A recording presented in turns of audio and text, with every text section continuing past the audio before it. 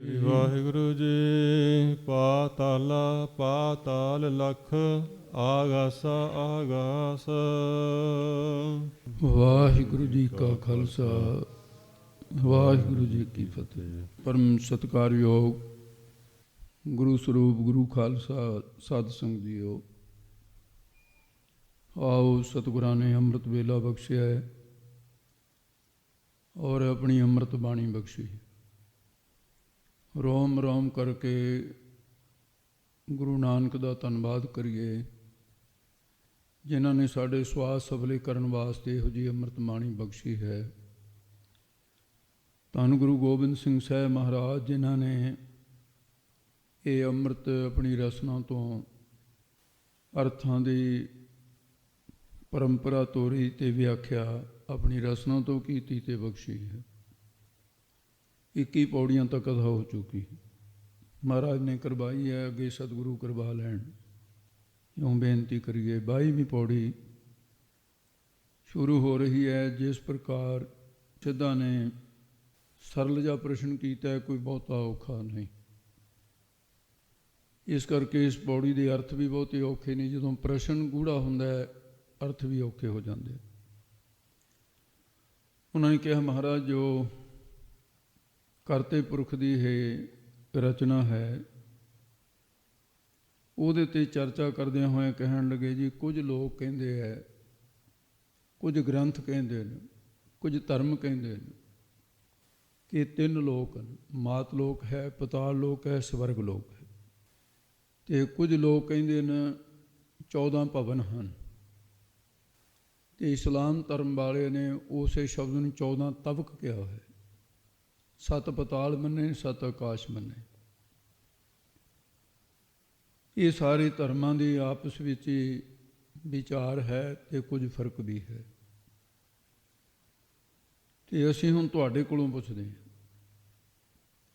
ਤੁਸੀਂ 14 ਤਬਕ ਜਿਹੜੇ ਮੰਨੇ ਨੇ ਉਹਦੇ ਨਾਲ ਸਹਿਮਤ ਹੋ, ਜਾਂ ਜਿਹੜੇ 3 ਲੋਕ ਮੰਨੇ ਆ ਉਹਦੇ ਨਾਲ? ਇਹਨਾਂ 'ਚੋਂ ਕਿਹੜੀ ਗੱਲ 'ਤੇ ਨਿਸ਼ਚਾ ਕਰਦੇ ਹੋ ਤੁਸੀਂ? ਗਰੀਬ ਨਵਾਜ਼ ਸਤਿਗੁਰੂ ਕਹਿੰਦੇ, ਮੈਂ ਸੱਚ 'ਤੇ ਨਿਸ਼ਚਾ ਕਰਦਾ ਹਾਂ। ਕਹਿਣ ਲੱਗੇ ਜੀ, ਇਹ ਤਾਂ ਕੋਈ ਜਵਾਬ ਨਹੀਂ ਹੋਇਆ ਵੀ 3 ਲੋਕ। ਕਹਿੰਦੇ ਜੋ ਸੱਚਾਈ ਹੈ ਉਹ ਇਸ ਤੋਂ ਵੀ ਪਰੇ ਹੈ 3 ਲੋਕ ਵੀ ਹੈ, 14 ਤਬਕ ਵੀ, ਪਰ ਕੇਵਲ ਇਹੀ ਨਹੀਂ ਹਨ, ਇਹਨਾਂ ਤੋਂ ਬਿਨਾਂ ਹੋਰ ਵੀ ਬਹੁਤ ਕੁਛ ਹੈ। ਕਹਿੰਦੇ ਜੀ ਫਿਰ ਆਪ ਵਰਣਨ ਕਰੋ। ਉਸ ਵੇਲੇ ਮਹਾਰਾਜ ਸਾਹਿਬ ਜੀ ਨੇ ਫਿਰ ਇਹ 22ਵੀਂ ਪੌੜੀ ਉਚਾਰਨ ਕੀਤੀ। ਅੱਖਰਾਂ ਵਿੱਚ ਧਿਆਨ ਰੱਖੋ ਤਾਂ ਕਿ ਵਿਸਰਾਮਾਂ ਦਾ ਪਤਾ ਲੱਗਦਾ ਜਾਏ, ਉਚਾਰਨ ਭੇਦ ਸਾਡੇ ਸਮਝ ਆਉਣ। ਸੋ ਆਓ ਜਿਸ ਪ੍ਰਕਾਰ ਸਤਿਗੁਰੂ ਕਿਰਪਾ ਕਰਦੇ ਨੇ, ਸੁਣੋ ਜੀ। ਸ੍ਰੀ ਵਾਹਿਗੁਰੂ ਜੀ। ਪਾਤਾਲਾ ਪਾਤਾਲ ਲਖ, ਆਗਾਸਾ ਆਗਾਸ। ਇਹਦਾ ਸ਼ਬਦ ਦਾ ਜਿਹੜਾ ਲੱਲਾ ਤੇ ਖੱਖਾ, ਪਾਤਾਲਾਂ ਪਾਤਾਲ ਲਖ, ਇਹ ਅਧਿਕ ਸਹਿਤ ਪਾਠ ਹੈ। ਲਖ ਨਹੀਂ ਕਰਨਾ, ਲਖ ਉਚਾਰਨ ਕਰਨਾ, ਅਧਿਕ ਸਹਿਤ। ਉਸ ਤਰ੍ਹਾਂ ਇਹ ਦੇਹਲੀ ਦੀਪਕ ਹੈ, ਅਰਥਾਂ ਵਿੱਚ ਦੋਨੇ ਪਾਸੇ ਜਾਊਗਾ। ਪਾਠ ਦੀ ਚਾਲ ਦੇ ਨਾਲ ਇੱਥੇ ਹੈ ਅਤੇ ਅਰਥਾਂ ਵਿੱਚ ਪਤਾਲਾਂ ਨਾਲ ਵੀ ਲੱਗੂਗਾ, ਆਕਾਸ਼ਾਂ ਨਾਲ ਵੀ ਲੱਗੂਗਾ। ਉਹ ਹੈ ਅਰਥ ਦੀ ਬਾਤ। ਤੁਸੀਂ ਜਿਹੜੇ ਪਾਠ ਕਰਨ ਵਾਲੇ ਹੋ, ਤੁਸੀਂ ਇਹਦਾ ਧਿਆਨ ਰੱਖਣਾ ਹੈ। ਇਹਦਾ ਪਾਠ ਇਸ ਤਰ੍ਹਾਂ ਹੀ ਉਚਾਰਨ ਕਰਨਾ ਹੈ, ਪਾਤਾਲਾਂ ਪਾਤਾਲ ਲਖ। ਮਾਰੇ ਕਹਿੰਦੇ ਸਿੱਧੋ, ਪਾਤਾਲਾਂ ਪਾਤਾਲ ਲਖ, ਜਿਹੜੀ ਪਤਾਲਾਂ ਦਰ ਪਾਤਾਲ ਲੱਖਾਂ ਹੀ ਨਹੀਂ, ਕਿਉਂਕਿ ਪਾਤਾਲਾਂ ਬਹੁ ਵਚਨ ਹੈ। ਲੱਖ ਇੱਕ ਵਚਨ ਸਮਝ ਕੇ ਧੋਖਾ ਨਹੀਂ ਖਾਣਾ। ਇਹਦਾ ਮਤਲਬ ਹੈ ਲੱਖਾਂ ਹੀ ਪਾਤਾਲਾਂ ਨੇ ਅਤੇ ਲੱਖਾਂ ਹੀ ਆਕਾਸ਼ ਨੇ। ਆਕਾਸ਼ਾਂ ਅੰਦਰ ਆਕਾਸ਼ ਵੀ ਲੱਖਾਂ ਹੀ ਨੇ। ਇੱਥੇ 14 ਜਾਂ 3 ਲੋਕਾਂ ਦੀ ਗੱਲ ਨਹੀਂ ਹੈ। ਸੱਚਾਈ ਇਹ ਹੈ। ਲੱਖ ਨੂੰ ਦੇਹਲੀ ਦੀਪਕ ਹੈ। ਦੇਹਲੀ 'ਤੇ ਦੀਵਾ ਰੱਖਦੇ ਹੀ ਹੈ। ਚਾਨਣਾ ਵਿਹੜੇ 'ਚ ਵੀ ਹੁੰਦਾ, ਅੰਦਰ ਵੀ ਹੁੰਦਾ।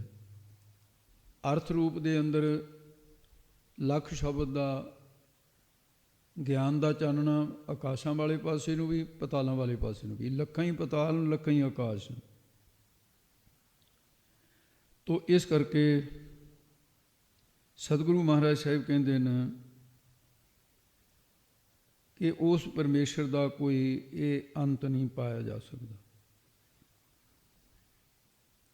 ਤੇ ਇਹ ਜਿਹੜਾ ਸਤਿਗੁਰੂ ਮਹਾਰਾਜ ਸਾਹਿਬ ਜੀ ਨੇ ਇੱਥੇ ਲੱਖ ਸ਼ਬਦ ਵਿਚਾਲੇ ਰੱਖ ਕੇ ਦੋਨੇ ਪਾਸੇ ਲਾਇਆ ਹੈ। ਅਣਗਿਣਤ ਦਾ ਵਾਚਕ, ਕਿ ਗਿਣਤੀ ਨਹੀਂ ਕਿ ਵੀ ਇਕੱਲੀ 1 ਲੱਖ ਦੀ ਉਹ ਪੱਕੀ ਗਿਣਤੀ ਹੈ ਵੀ 1 ਲੱਖ, ਲੱਖ ਤਾਂ ਫਿਰ ਗਿਣਿਆ ਗਿਆ।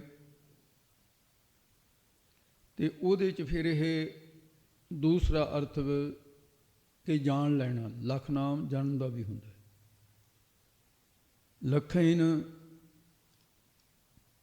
ਤੇ ਇਸ ਪ੍ਰਕਾਰ ਫਿਰ ਇਹਦੇ ਵਿੱਚ ਇੱਕ ਵੀਪਸਾ ਅਲੰਕਾਰ ਹੁੰਦਾ ਹੈ। ਇਹ ਅਲੰਕਾਰ ਵਰਤਿਆ ਮਾਨੇ ਵੀਪਸਾ ਅਲੰਕਾਰ। ਵੀਪਸਾ ਅਲੰਕਾਰ ਉਹਨੂੰ ਕਹਿੰਦੇ ਨੇ ਤੇ ਜਿਹਦੇ ਵਿੱਚ ਕ੍ਰੋਧ ਤੇ ਆਨੰਦ ਦੇ ਸਹਿਤ ਉਚਾਰਨ ਕੀਤੇ ਹੋਏ ਇੱਕ ਪਦ ਨੂੰ ਬਹੁ ਵਾਰੀ ਵਰਤਿਆ ਹੋਵੇ, ਉਹਦੇ 'ਚ ਪੁਨਰਕਤ ਦੋਸ਼ ਨਹੀਂ ਹੁੰਦਾ। ਇਹ ਕੁਛ ਵਿਦਵਾਨਾਂ ਦੀ ਬਾਤ ਹੈ, ਇਹਦੇ 'ਚ ਬਹੁਤ ਹੀ ਤੁਹਾਡੇ ਕੰਮ ਆਉਣ ਵਾਲੀ ਗੱਲ ਨਹੀਂ। ਜਦੋਂ ਅੱਗੇ ਚੱਲੋਗੇ ਫਿਰ ਤੁਹਾਡੇ ਕੰਮ ਆਊ। ਤੇ ਮਹਾਰਾਜ ਸਾਹਿਬ ਜੀ ਫਿਰ ਅੱਗੇ ਕਹਿੰਦੇ ਨੇ ਵੀ ਇਹ ਲੱਖਾਂ ਹੀ ਪਤਾਲਾਂ, ਲੱਖਾਂ ਹੀ ਆਕਾਸ਼, ਇਹਦਾ ਕੋਈ ਹਿਸਾਬ ਕਿਤਾਬ ਨਹੀਂ ਹੈ। ਓੜਕ ਓੜਕ ਭਾਲ ਥਕੇ, ਵੇਦ ਕਹਿਨ ਇੱਕ ਬਾਤ। ਪਾਤਾਲਾਂ ਦੇ ਓੜਕ, ਓੜਕ ਨਾਮ ਹੁੰਦਾ ਅੰਤ ਦਾ, ਸਿਰੇ ਦਾ, ਵੀ ਉੱਥੇ ਤੱਕ ਪਹੁੰਚ ਜਾਣਾ। ਤੇ ਪਾਤਾਲਾਂ ਦੇ ਸਿਰੇ ਨੂੰ ਤੇ ਆਕਾਸ਼ਾਂ ਦੇ ਓੜਕ ਹੀ ਅੰਤ ਨੂੰ, ਸਿਰੇ ਨੂੰ ਪਾਲਣ ਵਾਲਿਆਂ ਨੇ ਲੱਭਣ ਦਾ ਯਤਨ ਤਾਂ ਕੀਤਾ ਪਰ ਥੱਕ ਗਏ, ਉਹਨਾਂ ਦਾ ਅੰਤ ਹੋ ਗਿਆ। ਜਦੋਂ ਕੋਈ ਥੱਕ ਜਾਂਦਾ ਬਹਿ ਜਾਂਦਾ। ਦੂਸਰਾ ਭਾਵ ਹੈ ਵੀ ਪਤਾਲੀ ਜੀਵਾਂ ਨੇ ਵੀ ਓੜਕ ਅੰਤ ਅਤੇ ਆਕਾਸ਼ੀ ਜੀਵਾਂ ਨੇ ਵੀ ਓੜਕ ਅੰਤ ਨੂੰ ਭਾਲ ਲੱਭਦੇ ਹੋਏ ਥੱਕ ਗਏ। ਤੇ ਹਿੰਦੂ ਧਰਮ ਦੇ ਅੰਦਰ ਬੜੇ ਬੜੇ ਸ਼ਕਤੀ ਵਾਲੀ ਜਿਨ੍ਹਾਂ ਦੇ ਵਿੱਚ ਸਮਰੱਥਾ, ਉਹਨਾਂ ਦੀ ਓੜਕ ਅੰਤ ਭਾਲਦੇ ਥੱਕ ਗਏ। ਇਸਲਾਮ ਵਾਲੇ ਵੀ, ਬਾਕੀ ਹੋਰ ਧਰਮਾਂ ਦੇ ਵੀ ਭਾਲਦੇ ਹੋਏ ਥੱਕ ਗਏ ਨੇ, ਪਰ ਅੰਤ ਕਿਸੇ ਨੂੰ ਨਹੀਂ ਪਾਇਆ। ਦੇਵਤਿਆਂ ਨੇ ਵੀ ਓੜਕ ਅੰਤ ਭਾਲਦੇ ਹੋਏ ਥੱਕ ਗਏ, ਰਾਖਸ਼ ਵੀ ਓੜਕ ਭਾਲਦੇ ਹੋਏ ਥੱਕ ਗਏ। ਤੇ ਇਸ ਕਰਕੇ ਇਹਨਾਂ ਪਤਾਲਾਂ ਤੇ ਆਕਾਸ਼ਾਂ ਦਾ ਓੜਕ ਤੇ ਅੰਤ ਭਾਲ ਲੱਭਦੇ ਹੋਏ ਓੜਕ ਅਖੀਰ ਨੂੰ ਅੰਤ ਨੂੰ ਆਪ ਹੀ ਥੱਕ ਕੇ ਅੰਤ ਹੋ ਗਿਆ ਉਹਨਾਂ ਦਾ। ਪਰਮੇਸ਼ਰ ਬੇਅੰਤ ਹੀ ਰਿਹਾ। ਆਖੇ ਜੀ ਇਹ ਗੱਲ ਨੂੰ ਤੁਸੀਂ ਕਹਿੰਦੇ ਹੋ, ਕੋਈ ਪ੍ਰਮਾਣ ਵੀ ਹੈ ਤੁਹਾਡੇ ਕੋਲ? ਸਿੱਧਾ ਨੇ ਪੁੱਛਿਆ।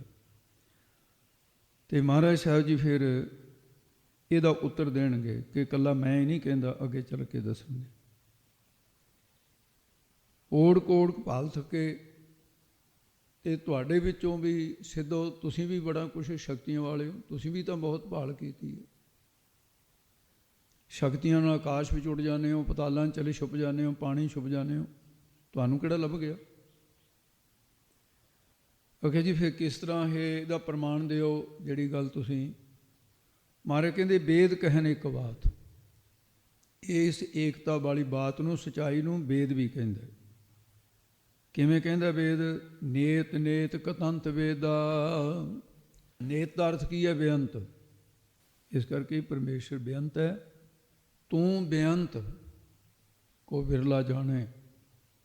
ਉਹੀ ਗੱਲ ਮੁੜ ਕੇ ਆ ਜਾਂਦੀ ਵੀ ਕਰਤੇ ਕੇ ਕਰਨੇ ਨਾਹੀਂ ਸੁਮਾਰ। ਸੁਮਾਰ ਨਾਲ ਗਿਣਤੀ ਦਾ, ਕਰਤੇ ਦੀ ਰਚਨਾ ਦੀ ਵੀ ਗਿਣਤੀ ਨਹੀਂ, ਤੇ ਕਰਤਾ ਆਪ ਵੀ ਗਿਣਤੀ ਮਿਣਤੀ ਤੋਂ ਰਹਿਤ ਹੈ। ਪਰਮੇਸ਼ਰ ਦੀ ਸਿਫਤ ਸਲਾਹ ਕਰਦੇ ਹਾਂ। ਮਹਾਰਾਜ ਸਾਹਿਬ ਜੀ ਨੇ ਇਹ ਵਿਚਾਰ, ਇਹਦੇ ਤੇ ਇੱਕ ਇਤਿਹਾਸਕ ਤੱਥ ਨੇ ਕਿ ਜਦੋਂ ਗੁਰੂ ਨਾਨਕ ਸਾਹਿਬ ਮਹਾਰਾਜ ਮੱਕਾ ਮਦੀਨਾ ਅਰਬ ਦੀ ਫੇਰੀ ਦੇ ਵਿੱਚ ਸਨ, ਉਸ ਵੇਲੇ ਗੁਰੂ ਨਾਨਕ ਸਾਹਿਬ ਜੀ ਬਗਦਾਦ ਵਿੱਚ ਗਏ। ਬਗਦਾਦ ਦੇ ਜਾਣ ਦੇ ਬਹੁਤ ਸਾਰੇ ਹੋਰ ਵੀ ਤੱਥ ਜਿਹੜੇ ਸ਼੍ਰੀ ਨਾਨਕ ਪ੍ਰਕਾਸ਼ ਵਿੱਚ ਜਾਂ ਜਨਮ ਸਾਖੀ ਵਿੱਚ ਵੇਰਵੇ ਨਹੀਂ ਮਿਲਦੇ। ਇੱਕ ਮੁਸਲਿਮ ਵੀਰ ਜਿਹੜਾ ਗੁਰੂ ਨਾਨਕ ਦਾ ਸਿੱਖ ਬਣ ਗਿਆ ਸੀ ਉਦੋਂ ਬਾਅਦ, ਉਹ ਸੈਯਦ ਸਾਹਿਬ ਨੇ, ਸੈਯਦ ਪ੍ਰਿਥੀਪਾਲ ਜੀ ਹੋਏ, ਸਿੰਘ ਬਣਿਆ ਅੰਮ੍ਰਿਤ ਛਕ ਕੇ, ਕੋਟਾ ਬੂੰਦੀ ਰਿਹਾ ਜਾਦੇ। ਕਿਤਾਬ 'ਚ ਹੈ ਜਿਹੜੀਆਂ ਉਹਨੇ ਅੱਖੀਂ ਡਿੱਠੀਆਂ ਗੱਲਾਂ ਉਹ ਹੁਣ ਕਿਤਾਬਾਂ ਵੀ ਅੱਜ ਕੱਲ੍ਹ ਛਪ ਗਈਆਂ। ਬਾਬੇ ਦੀ ਬਗਦਾਦ ਫੇਰੀ, ਉਹਦਾ ਨਾਂ ਉਹਨੇ ਰੱਖਿਆ ਸੀ ਕਿਤਾਬਚਾ। ਉਹਦੇ ਵਿੱਚ ਬਹੁਤ ਹੋਰ ਵੀ ਤੱਥ ਇਕੱਠੇ ਕਰਕੇ ਦਿੱਤੇ ਗਏ ਨੇ। ਆਪਾਂ ਹੁਣ ਇਤਿਹਾਸ ਨਹੀਂ ਸੁਣਾ ਰਹੇ ਵੀ ਅੰਮ੍ਰਿਤ ਵੇਈ ਬਾਣੀ ਦੀ ਕਥਾ ਦ੍ਰਿਸ਼ਟਾਂਤ ਰੂਪ ਹੈ। ਗੁਰੂ ਨਾਨਕ ਸਾਹਿਬ ਜੀ ਬਗਦਾਦ ਦੇ ਬਾਹਰ ਜਾ ਕੇ ਬੈਠ ਗਏ, ਸ਼ਹਿਰ ਤੋਂ ਬਾਹਰ। ਪਾਣੀ ਦਾ ਸਰੋਵਰ ਸੀ, ਉਹਦੇ ਕੰਢੇ ਤੇ ਡੇਰਾ ਕੀਤਾ, ਰਾਤ ਆਰਾਮ ਕੀਤੀ। ਆਪਣੇ ਸਾਥੀ ਭਾਈ ਬਾਲੇ ਮਰਦਾਨੇ ਨੂੰ ਕਿਹਾ, ਮਹਾਰਾਜ ਨੇ ਨਿਯਮ ਬਣਾਇਆ ਸੀ ਕਿ ਰਾਤ ਦਾ ਪਹਿਲਾ ਪਹਿਰ ਉਹ ਵੀ ਨਹੀਂ ਸੌਣਾ, ਰਾਤ ਦਾ ਪਿਛਲਾ ਪਹਿਰ ਉਹ ਵੀ ਨਹੀਂ ਸੌਣਾ। ਪਹਿਲੇ ਪਹਿਰ ਦੇ ਵਿੱਚ ਕੀ ਕਰਨਾ ਹੈ? ਪਰਮਾਤਮਾ ਦੀ ਬੰਦਗੀ ਕਰਨੀ ਹੈ। ਜਦ ਤੋਂ ਸੂਰਜ ਛਿਪ ਗਿਆ ਸੌਣ ਤੱਕ ਦਿਨ ਦੇ ਵਿੱਚ ਹੋਏ ਗੁਨਾਹਾਂ, ਅੱਖਾਂ ਨਾਲ ਗਲਤ ਦੇਖਿਆ ਗਿਆ, ਕੰਨਾਂ ਨਾਲ ਗਲਤ ਸੁਣਿਆ ਗਿਆ, ਜੀਭ ਨਾਲ ਗਲਤ ਬੋਲਿਆ ਗਿਆ, ਹੱਥ ਪੈਰਾਂ ਨਾਲ ਕੋਈ ਗਲਤੀ ਕਰ ਬੈਠੇ, ਉਹਦਾ ਪਛਤਾਵਾ ਕਰਨਾ ਕਿ ਮੇਰੇ ਕੋਲੋਂ ਸੂਰਜ ਚੜ੍ਹਨ ਤੋਂ ਹੁਣ ਤੱਕ ਇਹ ਚੰਗਾ ਨਹੀਂ ਹੋਇਆ, ਮੈਂ ਗਾਹਾਂ ਨੂੰ ਇਸ ਤਰ੍ਹਾਂ ਨਾ ਕਰਾਂ। ਸਿਮਰਨ ਕਰਦੇ ਕਰਦੇ ਗੁਰਮਤਿ ਦੇ ਅਨੁਸਾਰ ਕੀਰਤਨ ਸੋਹਲਾ ਕਰਕੇ ਪੈ ਜਾਣਾ ਅਤੇ ਇੱਕ ਪਹਿਰ ਰਾਤ ਰਹਿੰਦੀ ਫਿਰ ਉੱਠ ਪੈਣਾ। 2 ਪਹਿਰ ਸੌਣ ਵਾਸਤੇ ਨੇ 6 ਘੰਟੇ ਬਣਦੇ ਆ। ਜਿਹੜਾ ਰਾਤ ਨੂੰ ਟਾਈਮ ਸਿਰ ਨਹੀਂ ਸੌਂਦਾ ਉਹ ਤੜਕੇ ਉੱਠ ਹੀ ਨਹੀਂ ਸਕਦਾ। ਟਾਈਮ ਸਿਰ ਕਿਵੇਂ ਉੱਠੂਗਾ? ਉਹਨੇ ਸੌਣ ਦਾ ਟਾਈਮ ਨਹੀਂ ਸੰਭਾਲਿਆ, ਜਾਗਣ ਦਾ ਟਾਈਮ ਨਹੀਂ ਸੰਭਾਲ ਸਕੇਗਾ। ਮਹਾਰਾਜ ਕਹਿੰਦੇ ਵੀ ਗੁਰਸਿੱਖੋ, ਤੁਸੀਂ ਵੀ ਚੱਲ ਕੇ ਆਏ ਹੋ ਤੁਰ ਕੇ ਬਾਲੇ ਮਰਦਾਨੇ ਨੂੰ, ਅਤੇ ਆਰਾਮ ਕਰੋ। ਇੱਕ ਪਹਿਰ ਬੰਦਗੀ ਕਰਦਿਆਂ ਹੋਇਆਂ ਕਿਸੇ ਨੇ ਨਹੀਂ ਰੋਟੀ ਪਾਣੀ ਪੁੱਛਿਆ। ਮਰਦਾਨਾ ਕਲਪਦਾ ਸੀ, ਦੇਖੋ ਜੀ ਕਿਹਾ ਜਿਹਾ ਸ਼ਹਿਰ ਹੈ, ਘੁੱਗ ਵਸਦਾ ਸ਼ਹਿਰ ਹੈ, ਕੋਈ ਨੇੜੇ ਨਹੀਂ ਆਇਆ। ਮਹਾਰਾਜ ਕਹਿੰਦੇ ਮਰਦਾਨਿਆਂ, ਪਰਾਲਬਤ ਦੀ ਗੱਲ ਕਰ, ਜੋ ਤੇਰੇ ਕਰਮਾਂ 'ਚ ਬੈਠਿਆ ਆ ਜਾਏਗਾ। ਨਿਰੰਕਾਰ ਨੇ ਕੋਈ ਸੇਵਾ ਲੈਣੀ ਹੈ, ਤੂੰ ਤਤਪਰ ਰਹਿ। ਸਵਖਤੇ ਉੱਠਣਾ, ਸੌਂ ਆਰਾਮ ਕੀਤਾ। ਪਹਿਰ ਰਾਤ ਰਹਿੰਦੀ ਉੱਠੇ, ਇਸ਼ਨਾਨ ਕੀਤਾ। ਇਸ਼ਨਾਨ ਕਰਕੇ ਅੰਮ੍ਰਿਤ ਵੇਲੇ ਜਪਜੀ ਸਾਹਿਬ ਦਾ ਪਾਠ ਗੁਰੂ ਨਾਨਕ ਸਾਹਿਬ ਮਹਾਰਾਜ ਜੀ ਕਰ ਰਹੇ ਨੇ, ਭਾਈ ਬਾਲਾ ਮਰਦਾਨਾ ਕਰ ਰਹੇ ਹੈ। ਦਸਤਗੀਰ ਪੀਰ ਸੀ ਉੱਥੇ ਵੱਡਾ, ਇਹ ਇਹਨਾਂ ਦੀ ਗੱਦੀ ਹੈ। ਜਿਵੇਂ ਫਰੀਦ ਦੀ ਗੱਦੀ 'ਤੇ ਬਹਿਣ ਵਾਲਾ ਫਰੀਦ, ਦਸਤਗੀਰ ਦੀ ਗੱਦੀ 'ਤੇ ਬਹਿਣ ਵਾਲਾ ਦਸਤਗੀਰ। ਗੁਰੂ ਨਾਨਕ ਦੀ ਗੱਦੀ 'ਤੇ ਬਹਿਣ ਵਾਲਾ ਨਾਨਕ। ਬਾਣੀ ਦੇ ਵਿੱਚ ਨਾਨਕ ਸ਼ਬਦ ਆਏਗਾ, ਚਾਹੇ ਸ਼ਬਦ ਗੁਰੂ ਅਰਜਨ ਦੇਵ ਜੀ ਦਾ ਹੋਵੇ, ਗੁਰੂ ਰਾਮਦਾਸ, ਗੁਰੂ ਅਮਰਦਾਸ, ਗੁਰੂ ਅੰਗਦ ਦੇਵ ਜੀ ਦਾ, ਕਿਸੇ ਗੁਰੂ ਦਾ ਵੀ। ਗੁਰੂ ਹਰਗੋਬਿੰਦ ਸਾਹਿਬ ਮਹਾਰਾਜ ਸੱਚੇ ਪਾਤਸ਼ਾਹ ਨੇ ਧੁਨਾਂ ਚਾੜੀਆਂ, ਆਪਣੀ ਕੋਈ ਬਾਣੀ ਨੂੰ ਉਚਾਰਨ ਕੀਤੀ। ਗੁਰੂ ਤੇਗ ਬਹਾਦਰ ਸਾਹਿਬ ਨੇ ਫਿਰ ਉਹ ਨਾਨਕ ਸ਼ਬਦ ਦੀ ਮੋਹਰ ਰੱਖੀ। ਅਤੇ ਸਤਿਗੁਰੂ ਮਹਾਰਾਜ ਸਾਹਿਬ ਸੱਚੇ ਪਾਤਸ਼ਾਹ ਅਤੇ ਜਿਸ ਵੇਲੇ ਜਪਜੀ ਸਾਹਿਬ ਦਾ ਪਾਠ ਕਰ ਰਹੇ ਸੀ, ਅੰਮ੍ਰਿਤ ਵੇਲਾ, ਸਰੋਵਰ 'ਤੇ ਪਾਣੀ ਭਰਨ ਵਾਸਤੇ ਆਇਆ ਜਾਂ ਇਸ਼ਨਾਨ ਕਰਨ ਵਾਸਤੇ ਦਸਤਗੀਰ ਪੀਰ ਦਾ ਸ਼ਿਸ਼ ਚੇਲਾ ਮਰੀਦ, ਉਹਦੇ ਕੰਨਾਂ ਦੇ 'ਚ ਧੁਨ ਪਈ ਜਪਜੀ ਸਾਹਿਬ ਦੀ। ਉਹ ਕਹਿਣ ਲੱਗਾ, ਹਾ ਯਾ ਖੁਦਾ, ਇਤਨੀ ਸੁੰਦਰ ਕਲਾਮ, ਅਤੇ ਮੇਰੇ ਮਨ ਨੂੰ ਮੋਹ ਲਿਆ ਇਸ ਕਲਾਮ ਨੇ। ਬਹੁਤੀਆਂ ਗੱਲਾਂ ਤਾਂ ਸਮਝ ਨਹੀਂ ਸੀ ਆਉਂਦੀਆਂ। ਉਹ ਜਿਵੇਂ ਭੌਰਾ ਸੁਗੰਧੀ ਦੇ ਬਸ ਵਿੱਚ ਹੋ ਕੇ ਫੁੱਲਾਂ ਦੇ ਨਾਲ ਚਿੰਬੜ ਜਾਂਦਾ ਹੈ, ਅਤੇ ਇਸੇ ਤਰ੍ਹਾਂ ਉਹ ਖੜਾ ਹੀ ਸੁਣਦਾ ਰਿਹਾ। ਅਤੇ ਜਦੋਂ ਮਹਾਰਾਜ ਸਾਹਿਬ ਨੇ ਤੁਕ ਪੜ੍ਹੀ, ਪਾਤਾਲਾਂ ਪਾਤਾਲ ਲਖ, ਆਗਾਸਾਂ ਆਗਾਸ, ਉਹਦੇ ਮਨ ਦੇ ਵਿੱਚ ਸ਼ੰਕਾ ਪੈਦਾ ਹੋ ਗਈ ਕਿ ਸਾਡੇ ਤਾਂ ਇਸਲਾਮ ਵਿੱਚ ਦਸਤਗੀਰ ਪੀਰ ਵੀ ਦੱਸਦਾ ਵੀ 14 ਤਬਕ ਨੇ, ਇਹਦਾ ਮਤਲਬ ਇਹ ਕੁਫਰ ਬੋਲ ਰਿਹਾ, ਇਹਦੀ ਕਲਾਮ ਵਿੱਚ ਝੂਠ ਵੀ ਹੈ। ਉਹਨੇ ਸੋਚਿਆ, ਇਹ ਸਮਝ ਨਹੀਂ ਨਾ ਆਈ। ਜਦੋਂ ਕੋਈ ਗੱਲ ਸਮਝ ਨਾ ਆਵੇ, ਕਈ ਵਾਰੀ ਸੱਚ ਨੂੰ ਝੂਠ ਸਮਝ ਲੈਂਦਾ ਬੰਦਾ। ਕੀਰਤਨ ਦੀ ਸਮਾਪਤੀ ਹੋਈ। ਮਹਾਰਾਜ ਸਾਹਿਬ ਕਹਿੰਦੇ ਮਰਦਾਨਿਆਂ ਰਬਾਬ ਸੁਰ ਕਰ। ਫਿਰ ਆਸਾ ਦੀ ਵਾਰ ਦਾ ਕੀਰਤਨ ਸ਼ੁਰੂ ਕਰ ਲਿਆ।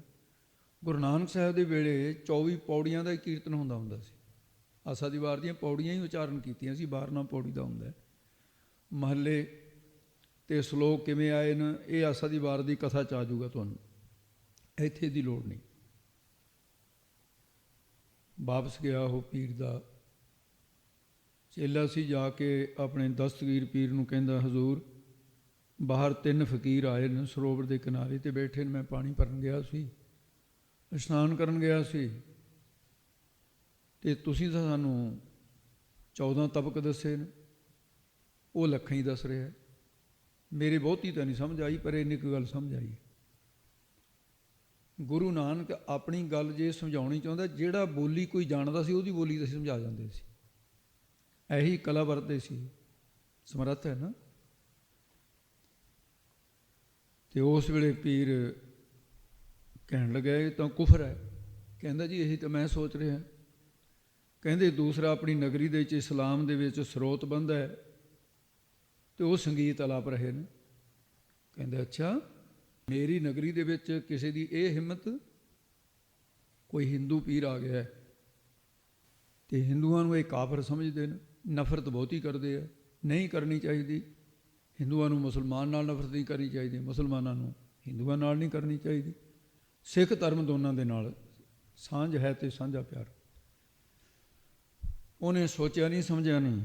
ਚਾਹੀਦਾ ਤਾਂ ਇਹ ਸੀ ਵੀ ਚੱਲ ਕੇ ਆਉਂਦਾ, ਆ ਕੇ ਬਹਿੰਦਾ ਅਤੇ ਪੁੱਛਦਾ ਵੀ, ਮਹਾਰਾਜ ਤੁਸੀਂ ਇਹ ਸਰੋਤ ਕਿਉਂ, ਇਸ 'ਤੇ ਤਾਂ ਨਗਰੀ ਦੇ ਅੰਦਰ ਰਾਗ ਅਲਾਪਣਾ ਬੰਦ ਹੈ, ਤੁਸੀਂ ਇਹ ਕਿਉਂ ਕੀਤਾ? ਮਹਾਰਾਜ ਜਵਾਬ ਦੇ ਦਿੰਦੇ। ਤਰੀਕਾ ਕੈਸੇ ਗਲਤ ਹੈ। ਉੱਥੇ ਹੀ ਬੈਠੇ ਨੇ ਹੁਕਮ ਦੇ ਦਿੱਤਾ, ਕਹਿੰਦਾ ਜਾਓ, ਨਗਰੀ ਦੇ ਸਾਰੇ ਲੋਕ ਹੱਥਾਂ ਦੇ ਵਿੱਚ ਪੱਥਰ ਚੁੱਕੋ, ਸੰਸਾਰ ਕਰਕੇ ਮਾਰ ਦਿਓ। ਮਤਲਬ ਪੱਥਰ ਮਾਰ ਮਾਰ ਕੇ ਮਾਰ ਦਿਓ। ਹੁਣ ਹਜ਼ਾਰਾਂ ਬੰਦਿਆਂ ਦੇ ਪੱਥਰ ਇੱਕ ਬੰਦੇ ਦੇ ਲੱਗਣ, ਪੱਥਰਾਂ ਦਾ ਢੇਰ ਲੱਗ ਜਾਂਦਾ, ਪੱਥਰਾਂ ਦੇ ਵਿੱਚ ਦਬਿਆ ਜਾਂਦਾ ਹੈ। ਇਸਲਾਮ 'ਚ ਬਹੁਤ ਵੱਡੀ ਸਜ਼ਾ ਹੈ ਇਹ। ਤਲਵਾਰ ਨਾਲ ਮਾਰ ਦਿਓ, ਇੱਕੋ ਵਾਰੀ 'ਚ ਕੰਮ ਮੁੱਕ ਜਾਂਦਾ ਹੈ, ਪਰ ਇਹ ਐਸੀ ਸਜ਼ਾ। ਕਹਿੰਦੇ ਜਾਓ, ਤੂਫਾਨ ਉੱਠ ਖੜਿਆ। ਕੀਰਤਨ ਦੀ ਸਮਾਪਤੀ ਹੁੰਦਿਆਂ ਹੁੰਦਿਆਂ ਹਜ਼ਾਰਾਂ ਦੀ ਗਿਣਤੀ ਸਾਵਣ ਭਾਦਰੋਂ ਦੀਆਂ ਘਟਾਂ ਜਿਵੇਂ ਚੜ੍ਹ ਕੇ ਆਉਂਦੀਆਂ, ਹੱਥਾਂ 'ਚ ਪੱਥਰੇ, ਮਾਰ ਲਓ, ਫੜ ਲਓ, ਮਾਰ ਲਓ, ਇਹ ਆਵਾਜ਼ ਆ ਰਹੀ ਹੈ। ਮਰਦਾਨੇ ਨੇ ਜਦ ਦੇਖਿਆ, ਕਹਿੰਦਾ, ਮਹਾਰਾਜ ਕੁਥਾਂ ਹੀ ਮਾਰੇ ਗਏ ਅੱਜ ਤਾਂ। ਆਹ ਦੇਖੋ, ਮਾਰਨ ਵਾਲੇ ਲੋਕ ਆ ਗਏ, ਅਸੀਂ ਤਾਂ ਕਿਸੇ ਦਾ ਕੁਛ ਨਹੀਂ ਵਿਗਾੜਿਆ। ਮਾਰੇ, ਕਹਿੰਦੇ, ਮਰਦਾਨਿਆਂ, ਕਰਤਾਰ ਰੱਖੇਗਾ, ਜਿਹਦਾ ਕੀਰਤਨ ਕਰਿਆ, ਜਿਹਦੀ ਬਾਣੀ ਪੜ੍ਹੀ ਹੈ, ਉਹ ਰੱਖੇਗਾ, ਤੂੰ ਚਿੰਤਾ ਨਾ ਕਰ। ਜਦੋਂ ਐਨ ਨੇੜੇ ਆ ਗਏ ਅਤੇ ਮਹਾਰਾਜ ਸਾਹਿਬ ਸੱਚੇ ਪਾਤਸ਼ਾਹ ਨੇ ਉਹਨਾਂ ਵੱਲ ਦੇਖਿਆ, ਅਤੇ ਦੇਖ ਕਰਕੇ ਸੱਚੇ ਪਾਤਸ਼ਾਹ ਨੇ ਜਨਮ ਸਾਖੀ ਦੇ ਵਿੱਚ ਲਿਖਿਆ ਹੈ ਕਿ ਪਹਿਲੀ ਵਾਰ ਸਤਿਗੁਰੂ ਜੀ ਨੇ ਸਤਿ ਸ੍ਰੀ ਅਕਾਲ ਆਪਣੀ ਰਸਨਾ ਤੋਂ ਉਚਾਰਨ ਕੀਤਾ ਹੈ। ਸਿੱਖਾਂ ਦੇ 2 ਸ੍ਰੇਸ਼ਟਾਚਾਰ ਦੇ ਬੋਲੇ ਨੇ, ਇੱਕ ਤਾਂ ਹੈ ਵਾਹਿਗੁਰੂ ਜੀ ਕਾ ਖਾਲਸਾ, ਵਾਹਿਗੁਰੂ ਜੀ ਕੀ ਫਤਿਹ। ਇਹ ਗੁਰੂ ਗੋਬਿੰਦ ਸਿੰਘ ਸਾਹਿਬ ਨੇ ਸ਼ੁਰੂ ਕੀਤਾ ਹੈ। ਵਾਹਿਗੁਰੂ ਮੰਤਰ ਗੁਰੂ ਨਾਨਕ ਸਾਹਿਬ ਜੀ ਨੇ ਗੁਰਮੰਤਰ 1.5 ਵਰ੍ਹੇ ਦੀ ਉਮਰ 'ਚ ਭੈਣ ਨਾਨਕੀ ਦੇ ਪ੍ਰਥਾਏ ਉਚਾਰਨ ਕੀਤਾ। ਗੁਰਮੰਤਰ ਹੈ, ਮੂਲ ਮੰਤਰ ਹੈ। ਇਹਦੇ ਵਿੱਚੋਂ ਹੀ ਮਹਾਰਾਜ ਸਾਡਾ ਸ੍ਰੇਸ਼ਟਾਚਾਰ ਦਾ ਬੋਲਾ ਬਣਿਆ। ਇੱਕ ਤਾਂ ਫਤਿਹ ਹੋ ਗਈ, ਅਤੇ ਦੂਸਰਾ ਮਹਾਰਾਜ ਨੇ ਬਗਦਾਦ ਦੇ ਵਿੱਚ ਬੋਲਾ ਸ਼ੁਰੂ ਕੀਤਾ। ਉੱਥੇ ਜਨਮ ਸਾਖੀ ਦੇ ਵਿੱਚ ਪ੍ਰਸੰਗ ਆਉਂਦਾ ਕਿ ਮਹਾਰਾਜ ਨੇ ਕਿਹਾ, ਗੁਰਬਰ ਆਕਾਲ ਸਤਿ ਸ੍ਰੀ ਅਕਾਲ, ਚਿਤ ਚਰਨ ਨਾਮ ਘਰ ਘਰ ਪ੍ਰਣਾਮ, ਸਭ ਪਰ ਕਿਰਪਾਲ ਜੋ ਰਸ ਜਵਾਲ। ਇਹ ਸਭ ਤੇ ਕਿਰਪਾਲੂ ਹੋਣ ਵਾਲੇ, ਆਪ ਕਿਰਪਾ ਕਰੋ ਅਕਾਲ ਪੁਰਖ ਦੇ। ਇਹ ਮਹਾਰਾਜ ਬੋਲੇ ਬਾਂਗ ਦੇ ਲਹਿ 'ਚ, ਜਿਵੇਂ ਕਾਜੀ ਮੁੱਲਾ ਬਾਂਗ ਦਿੰਦੇ ਆ, ਉੱਕਣ ਬੋਲੇ ਮਹਾਰਾਜ। ਅਤੇ ਸ੍ਰੀ ਗੁਰੂ ਨਾਨਕ ਪ੍ਰਕਾਸ਼ ਦੇ ਵਿੱਚ ਭਾਈ ਸਾਹਿਬ ਜੀ ਨੇ ਆਪਣੀ ਛੰਦਾਬੰਦੀ ਵਿੱਚ ਇਹਨੂੰ ਇਉਂ ਉਚਾਰਨ ਕੀਤਾ ਹੈ ਕਿ ਮਹਾਰਾਜ ਬੋਲੇ, ਨਿਰੰਕਾਰ ਸਤਿ ਸ੍ਰੀ ਅਕਾਲਾ, ਗੁਰਬਰ ਏਕ ਓੰਕਾਰ ਕਿਰਪਾਲਾ, ਸੁਨ ਕਰ ਬਾਂਗ ਸਰਬ ਨਰ ਨਾਰੀ, ਸੁਨ ਮਨੋ ਹੋਏ ਇੱਕ ਵਾਰੀ। ਤੋ ਇਸ ਕਰਕੇ ਸਤਿਗੁਰੂ ਮਹਾਰਾਜ ਸਾਹਿਬ ਜੀ ਦੀ ਇਹ ਫਿਰ ਸਾਡੇ ਵਿੱਚ ਇਹ ਗੁਰੂ ਨਾਨਕ ਸਾਹਿਬ ਜੀ ਦੇ ਬਖਸ਼ੇ ਹੋਏ ਜਿਹੜੇ ਇਹ ਬੋਲੇ ਨੂੰ ਗੁਰੂ ਸਾਹਿਬ ਦੇ, ਉਹ ਅਸੀਂ ਵਿਗਾੜ ਲਏ ਆ। ਵਿਗਾੜ ਤਾਂ ਦੋਨੇ ਲਏ ਨੇ, ਪਰ ਇੱਕ ਜ਼ਿਆਦਾ ਵਿਗਾੜ ਲਿਆ। ਸਤਿ ਸ੍ਰੀ ਅਕਾਲ, ਇਹ ਹੈ ਸ਼ੁੱਧ ਵਚਨ। ਅਤੇ ਹੁਣ ਤੁਸੀਂ ਸੁਣੋ ਧਿਆਨ ਨਾਲ, ਕੀ ਕਹਿੰਦੇ? ਸਤਿ ਸ੍ਰੀ ਅਕਾਲ ਜੀ ਕੀ ਹੁੰਦੀ ਹੈ? ਸਤਿ ਸ੍ਰੀ ਅਕਾਲ। ਇਹਦੇ ਨਾਲੋਂ ਸਿੱਧਾ ਹੀ ਹਾਲ ਚਾਲ ਪੁੱਛ ਲਓ, ਗੁਰੂ ਦਾ ਬਚਨ ਤਾਂ ਨਾ ਵਿਗਾੜੋ, ਪਾਪ ਤਾਂ ਨਾ ਲੱਗੂਗਾ ਬਚਨ ਵਿਗਾੜਨ ਦਾ। ਸਤਿ ਸ੍ਰੀ ਅਕਾਲ ਨਹੀਂ ਹੁੰਦੇ, ਸਤਿ ਸ੍ਰੀ ਅਕਾਲ। ਪੁਰਾਣੇ ਸਮੇਂ ਦੇ ਅੰਦਰ ਬਜ਼ੁਰਗਾਂ ਤੋਂ ਵੀ ਸੁਣਿਆ, ਬਚਪਨ 'ਚ ਵੀ ਸੁਣਿਆ ਕਿ ਇੱਕ ਗੁਰਸਿੱਖ ਕਹਿੰਦਾ ਸੀ ਸਤਿ ਸ੍ਰੀ ਅਕਾਲ, ਦੂਜਾ ਕਹਿੰਦਾ ਸੀ ਗੁਰਬਰ ਅਕਾਲ, ਜਿਵੇਂ ਇਸਲਾਮ ਦੇ ਵਿੱਚ ਸੀ। ਤੇ ਹੁਣ ਪਹਿਲਾ ਵੀ ਸਤਿ ਸ੍ਰੀ ਅਕਾਲ, ਦੂਜਾ ਸਤਿ ਸ੍ਰੀ ਅਕਾਲ ਦਾ ਕਹਿੰਦੇ, ਦੂਜਾ ਵੀ ਸਤਿ ਸ੍ਰੀ ਅਕਾਲ, ਦੂਜਾ ਕਹਿੰਦਾ ਸਤਿ ਸ੍ਰੀ ਅਕਾਲ। ਦੋਨੇ ਗੱਲਾਂ ਗਲਤ ਹੋ ਗਈਆਂ। ਤੇ ਦੂਸਰਾ ਸੀ ਵਾਹਿਗੁਰੂ ਜੀ ਕਾ ਖਾਲਸਾ ਵਾਹਿਗੁਰੂ, ਇਹਨੂੰ ਵੀ ਹੁਣ ਵਾਹਿਗੁਰੂ ਜੀ ਕਾ ਖਾਲਸਾ ਫਤਿਹ ਜੀ, ਬਸ ਅੱਧਾ ਖਤਮ ਹੋ ਜਾਂਦਾ ਕੰਮ। ਇਹ ਵੀ ਪਾਪ ਹੈ, ਇਹਦੇ ਨੂੰ ਨਾ ਬੁਲਾਓ। ਬੁਲਾਓ ਤਾਂ ਪੂਰਾ ਵਾਹਿਗੁਰੂ ਜੀ ਕਾ ਖਾਲਸਾ ਵਾਹਿਗੁਰੂ ਜੀ ਕੀ ਫਤਿਹ, ਸ਼ਬਦ ਪੂਰਾ ਹੋਣਾ ਚਾਹੀਦਾ। ਤੇ ਮਹਾਰਾਜ ਸਾਹਿਬ ਸੱਚੇ ਪਾਤਸ਼ਾਹ ਨਿਰੰਕਾਰ ਸਤਿ ਸ੍ਰੀ ਅਕਾਲਾ ਗੁਰਬਰ ਏਕੰਕਾਰ ਕਿਰਪਾਲਾ, ਇੰਨਾ ਬਚਨ ਕਹਿਣ ਦੀ ਦੇਗ ਸੀ। ਜਿਹੜੇ ਪੱਥਰ ਚੁੱਕ ਕੇ ਆ ਰਹੇ ਸੀ, ਉਹ ਜਦੋਂ ਇੱਕੋ ਵਾਰ ਉਹਨੇ ਕਿਹਾ ਸੀ ਵੀ ਬਾਰ-ਬਾਰ ਨਹੀਂ, ਇੱਕੋ ਹੀ ਵਾਰ ਪੱਥਰ ਮਾਰ ਕੇ ਸਾਰਾ ਲੁਕੋਈ ਦੇਣਾ, ਪੱਥਰਾਂ 'ਚ ਮਾਰ ਦੇਣੇ ਤਿੰਨੇ। ਜਦ ਉਹਨਾਂ ਨੇ ਤਾਹਾਂ ਨੂੰ ਬਾਹਾਂ ਕੀਤੀਆਂ, ਜਿਵੇਂ ਫੌਜੀ ਪਰੇਡ ਕਰਦੇ ਹੋਏ ਇੱਕੋ ਵਾਰ ਪੱਥਰ ਮਾਰਨੇ ਆ, ਉਸ ਵੇਲੇ ਮਹਾਰਾਜ ਨੇ ਇਹ ਸ਼ਬਦ ਉਚਾਰਨ ਕੀਤਾ ਸੀ, ਗੁਰਬਰ ਅਕਾਲ ਸਤਿ ਸ੍ਰੀ ਅਕਾਲ। ਜਦੋਂ ਇਹ ਬਚਨ ਕਿਹਾ ਤਾਂ ਉਸੇ ਵੇਲੇ ਪੱਥਰਾਂ ਦੇ ਨਾਲ ਹੀ ਤੇ ਬਾਹਾਂ ਜਿਹੜੀਆਂ ਲੱਕੜ ਦੀਆਂ ਜਿਵੇਂ ਬਣ ਜਾਂਦੀਆਂ ਸਰੀਰ, ਪੱਥਰ ਤਾਂ ਕੀ ਮਾਰਨਾ, ਬਾਹਾਂ ਵੀ ਹੇਠਾਂ ਨਹੀਂ ਹੋਈਆਂ। ਹੁਣ ਪੀਰ ਨੇ ਇੱਕ ਚੇਲਾ ਭੇਜਿਆ ਸੀ ਦੇਖਣ ਵਾਸਤੇ ਵੀ ਇਹ ਪੱਥਰ ਮਾਰ ਕੇ ਜਦੋਂ ਮਾਰ ਦੇਣਗੇ ਤੂੰ ਆ ਕੇ ਮੈਨੂੰ ਦੱਸੀ ਵੀ ਮਾਰਤਾ, ਫਿਰ ਮੈਂ ਚੱਲੂੰਗਾ। ਉਹ ਨੱਠਿਆ ਆਇਆ, ਕਹਿੰਦਾ ਪੀਰ ਜੀ ਮਾਰਨਾ ਤਾਂ ਇੱਕ ਪਾਸ ਰਿਹਾ, ਤਾਂ ਸਾਰੇ ਸੁੰਨ-ਮੁੰਨ ਹੋ ਗਈ ਨਗਰੀ ਤੇਰੀ, ਨਾ ਕੋਈ ਬੋਲਦਾ, ਨਾ ਡਿੰਗ ਪੱਟਦਾ, ਨਾ ਹੱਥ ਲਾਉਂਦਾ, ਇਹ ਤਾਂ ਬਹੁਤ ਮਾੜਾ ਹੋ ਗਿਆ। ਨੱਠਿਆ ਆਇਆ ਫਿਰ ਆਪ। ਤੇ ਇਹ ਦੇਖ ਕਰਕੇ ਫਿਰ ਉਹਨੇ ਜਦੋਂ ਬੜੇ ਕਲਾਮਾਂ ਪੜ੍ਹੀਆਂ, ਸਭ ਕੁਛ ਕੀਤਾ, ਪਰ ਉਹ ਜੜਤਾ ਦੂਰ ਨਾ ਹੋਈ। ਪੀਰ ਆ ਕੇ ਫਿਰ ਸਤਿਗੁਰੂ ਮਹਾਰਾਜ ਦੇ ਚਰਨਾਂ ਦੇ ਵਿੱਚ ਬੇਨਤੀ ਕੀਤੀ। ਕਹਿਣ ਲੱਗੇ ਮਹਾਰਾਜ ਵੀ ਦੇਖੋ ਇਹ ਗਲਤੀ ਇਹਨਾਂ ਦੀ ਨਹੀਂ ਹੈ, ਜਿਹੜੇ ਮਾਰਨ ਆਏ ਨਾ, ਇਹ ਗਲਤੀ ਮੇਰੀ ਹੈ। ਮੈਂ ਹੁਣ ਤੁਹਾਡੀ ਚਰਨ ਸ਼ਰਨ ਦੇ ਵਿੱਚ ਹਾਂ, ਤੇ ਆਪ ਕਿਰਪਾ ਕਰੋ, ਨਿਵਾਜ਼ਿਸ਼ ਬਖਸ਼ੋ, ਰਹਿਮਤ ਕਰੋ।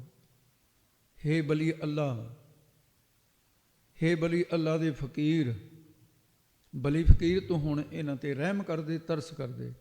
ਮਹਾਰਾਜ ਨੇ ਸਤਨਾਮ ਕਹਿ ਕੇ ਉਹਨਾਂ ਸਾਰਿਆਂ ਨੂੰ ਠੀਕ ਪੱਥਰ ਸਿੱਟ ਦਿੱਤੇ, ਸਾਰੇ ਬਹਿ ਗਏ ਦੁਆਲੇ ਹੋ ਕੇ।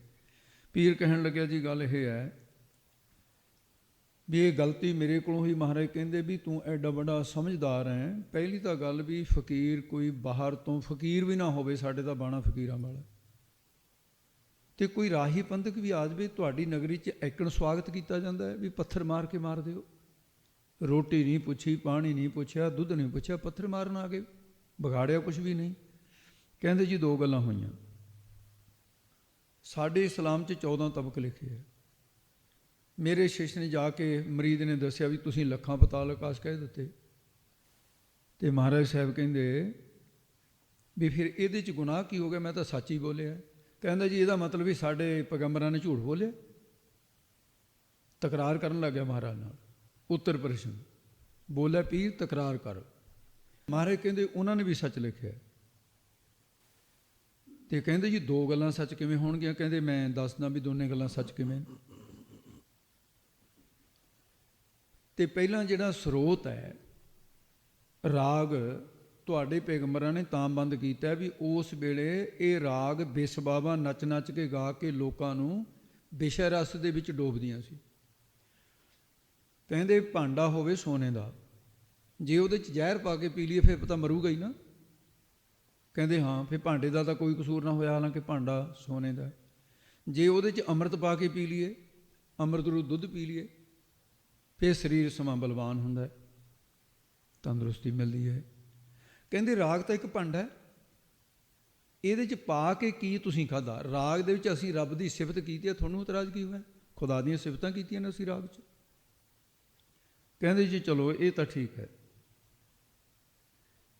ਤੇ ਜਿਹੜਾ ਫਿਰ ਪੈਗੰਬਰਾਂ ਨੇ ਲਿਖਿਆ ਦੋ ਗੱਲਾਂ ਸੱਚ ਕੀ ਨੇ, ਕਹਿੰਦੇ ਅਬ ਦੂਸਰ ਉੱਤਰ ਸੁਣ ਕਾਨੇ 14 ਤਬਕ ਕੁਰਾਨ ਬਖਾਨੇ ਤਿਸ ਕੋ ਕਰਨਹਾਰ ਹੈ ਜੋ ਤਾਂ ਕੋ 14 ਕੀ ਸੁਧ ਹੋ, ਉਹਨੂੰ 14 ਦੀ ਸੁਧ ਹੋਣੀ ਹੈ। ਲਾਖਨ ਕੀ ਸੁਧ ਜਿਨ ਕੋ ਹੋਏ 33 ਭਨੈ ਨਾ ਝੂਠ ਬਗੋਈ, ਮੈਂ ਝੂਠ ਨਹੀਂ ਕਿਹਾ ਹੋਇਆ। ਫਿਰ ਉਹ ਯਕੀਨ ਨਹੀਂ ਕਰ ਰਿਹਾ, ਕਹਿਣ ਲੱਗਿਆ ਜੀ ਮੈਂ ਇਸ ਗੱਲ 'ਤੇ ਕਿਵੇਂ ਇਤਬਾਰ ਕਰਾਂ। ਮਹਾਰਾਜ ਕਹਿੰਦੇ ਇੱਕੋ ਗੱਲ ਹੋ ਸਕਦੀ ਵੀ ਫਿਰ ਹੁਣ ਤੂੰ ਸੁਣ ਕੇ ਤਾਂ ਸੱਚ 'ਤੇ ਇਤਬਾਰ ਨਹੀਂ ਕੀਤਾ ਤੇ ਹੁਣ ਦੇਖ ਕੇ ਕਰ ਲੈ। ਕਹਿੰਦਾ ਜੀ ਕਿਵੇਂ? ਕਹਿੰਦੇ ਆ ਜਾ ਤੈਨੂੰ ਦਿਖਾ ਦਿੰਦੇ ਹਾਂ। ਡਰ ਗਿਆ, ਜਿਹਨੇ ਸਾਰੇ ਨੂੰ ਪੱਥਰ ਬਣਾਤਾ, ਖਬਰ ਹੈ ਕਿੱਥੇ ਕਿੱਥੇ ਲੈ ਕੇ ਜਾਊ ਕਰਾਮਾਤ ਨਾਲ। ਉਹ ਕਹਿੰਦੇ ਜੀ ਗੱਲ ਇਸ ਤਰ੍ਹਾਂ, ਮੈਂ ਤਾਂ ਬੁੱਢਾ ਹੋ ਗਿਆ, ਮੇਰੇ ਤੋਂ ਜ਼ਿਆਦਾ ਤੁਰ ਫਿਰ ਨਹੀਂ ਹੋਣਾ, ਆ ਮੇਰਾ ਪੁੱਤਰ ਹੈ, ਤੁਸੀਂ ਇਹਨੂੰ ਲੈ ਜਾਓ, ਨੌਜਵਾਨ ਹੈ। ਕਹਿੰਦੇ ਠੀਕ ਹੈ, ਇਹਨੂੰ ਭੇਜ ਦੇ। ਲੈ ਕੇ ਮਹਾਰਾਜ ਸਾਹਿਬ ਜੀ ਨੇ, ਤੇ ਉੱਥੇ ਭਾਈ ਸਾਹਿਬ ਲਿਖਦੇ ਨੇ, ਕਹਿੰਦੇ ਮੁੰਦਰਤ ਨੈਣ ਕੀਏ ਤਿਨ ਜਬ ਹੀ ਅਪਰ ਆਕਾਸ਼ ਦਿਖਾਇਓ ਤਬ ਹੀ। ਉਸ ਵੇਲੇ ਆਕਾਸ਼ ਦਰ ਆਕਾਸ਼ ਉੱਪਰ ਨੂੰ ਜਾਈ ਜਾ ਰਹੇ, ਆਕਾਸ਼ਾਂ ਦਾ ਪਤਾ ਨਹੀਂ ਲੱਗਿਆ।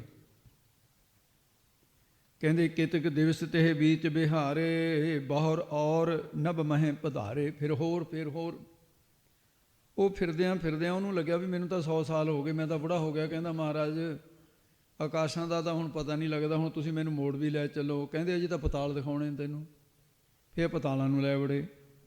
ਕਹਿੰਦੇ ਜੀ ਇਹ ਆਕਾਸ਼, ਕਹਿੰਦਾ ਜੀ ਇਹ ਬਸ ਯਕੀਨ ਹੈ ਮੈਨੂੰ, ਆਕਾਸ਼ਾਂ ਦਾ ਕੋਈ ਅੰਤ ਨਹੀਂ, ਕਿੰਨੇ ਕੁ ਨਾ ਓੜ ਕੋੜ ਕਪਾਲ ਤੱਕੇ ਥੱਕ ਗਿਆ ਮੈਂ, ਹੁਣ ਤੁਸੀਂ ਵਾਪਸ ਲੈ ਜਾਓ।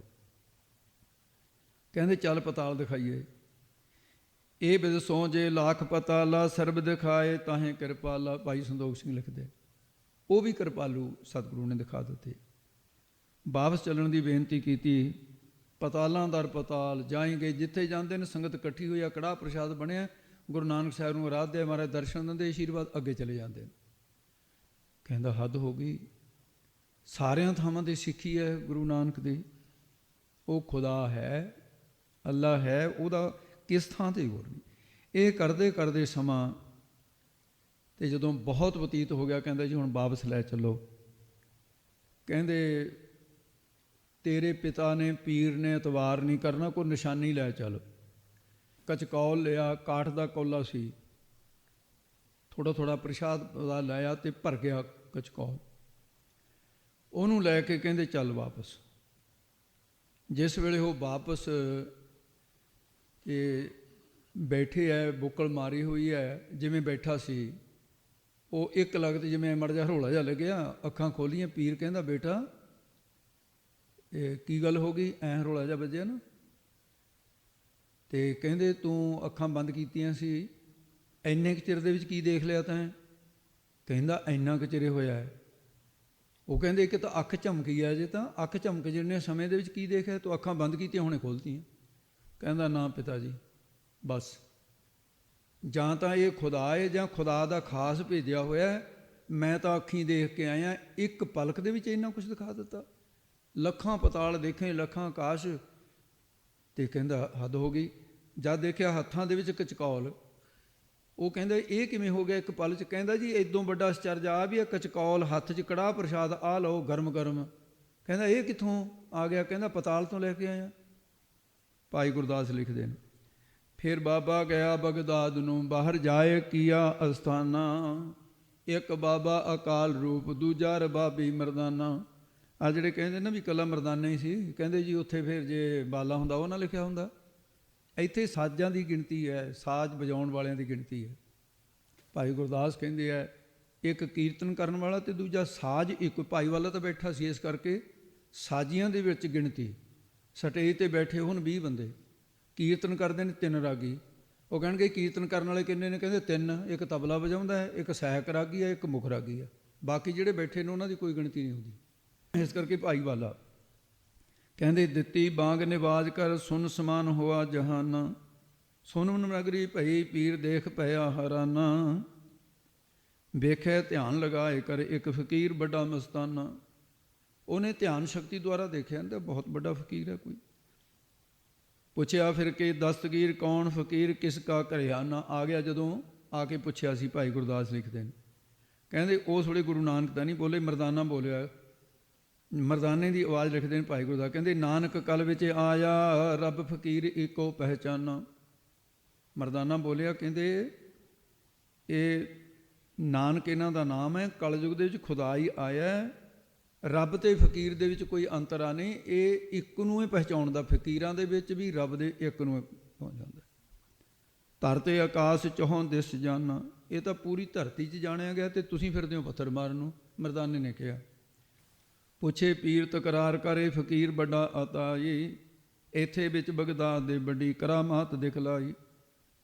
ਪਾਤਾਲਾਂ ਆਕਾਸ਼ ਲੱਖ ਓੜਕ ਭਾਲੀ ਖਬਰਨ ਸੁਣਾਈ, ਫੇਰ ਦੁਰਾਇਨ ਦਸਤਗੀਰ ਅਸਾਂ ਵੀ ਵੇਖਾਂ ਜੇ ਤੋਹੇ ਪਾਈ। ਦੁਹਰਾ ਕੇ ਕਿਹਾ ਸੀ ਵੀ ਦਿਖਾ ਮੈਨੂੰ। ਨਾਲ ਲੀਤਾ ਬੇਟਾ ਪੀਰ ਦਾ ਅੱਖੀਂ ਮੀਟ ਗਿਆ ਹਵਾਈ, ਲੱਖ ਆਕਾਸ਼ ਪਤਾਲ ਲੱਖ ਅੱਖ ਫੁਰਕ ਵਿੱਚ ਸਭ ਦਿਖਲਾਈ। ਇੱਕ ਅੱਖ ਦੇ ਫੋਰੇ ਜਿੰਨੇ ਸਮਝਦੇ। ਭਰ ਕਚਕੌਲ ਪ੍ਰਸਾਦ ਦਾ ਧੁਰੋਂ ਪਤਾਲੋਂ ਲਈ ਕੜਾਹੀ, ਜਾਹਰ ਕਲਾ ਨਾ ਛਪੈ ਛਪਾਏ।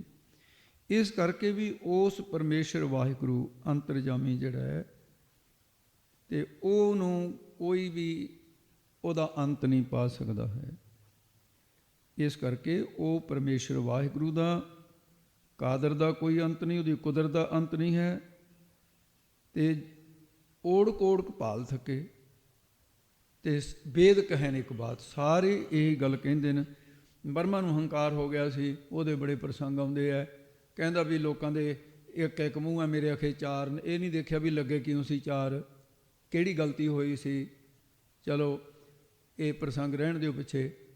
ਕਹਿੰਦਾ ਮੇਰੇ ਚਾਰ ਮੂੰਹ ਨੇ, ਪਰਮੇਸ਼ਰ ਨੂੰ ਹੰਕਾਰ ਨਹੀਂ ਪਾਉਂਦਾ, ਹਰ ਜੋ ਹੰਕਾਰ ਨਾ ਭਾਵੇ। ਤੇ ਇਹਨੂੰ ਮਾਣ ਸੀ ਵੀ ਮੈਂ ਦੁਨੀਆ ਨੂੰ ਰਚਿਆ, ਹੰਕਾਰ ਹੋ ਗਿਆ ਸੀ ਇਹਨੂੰ।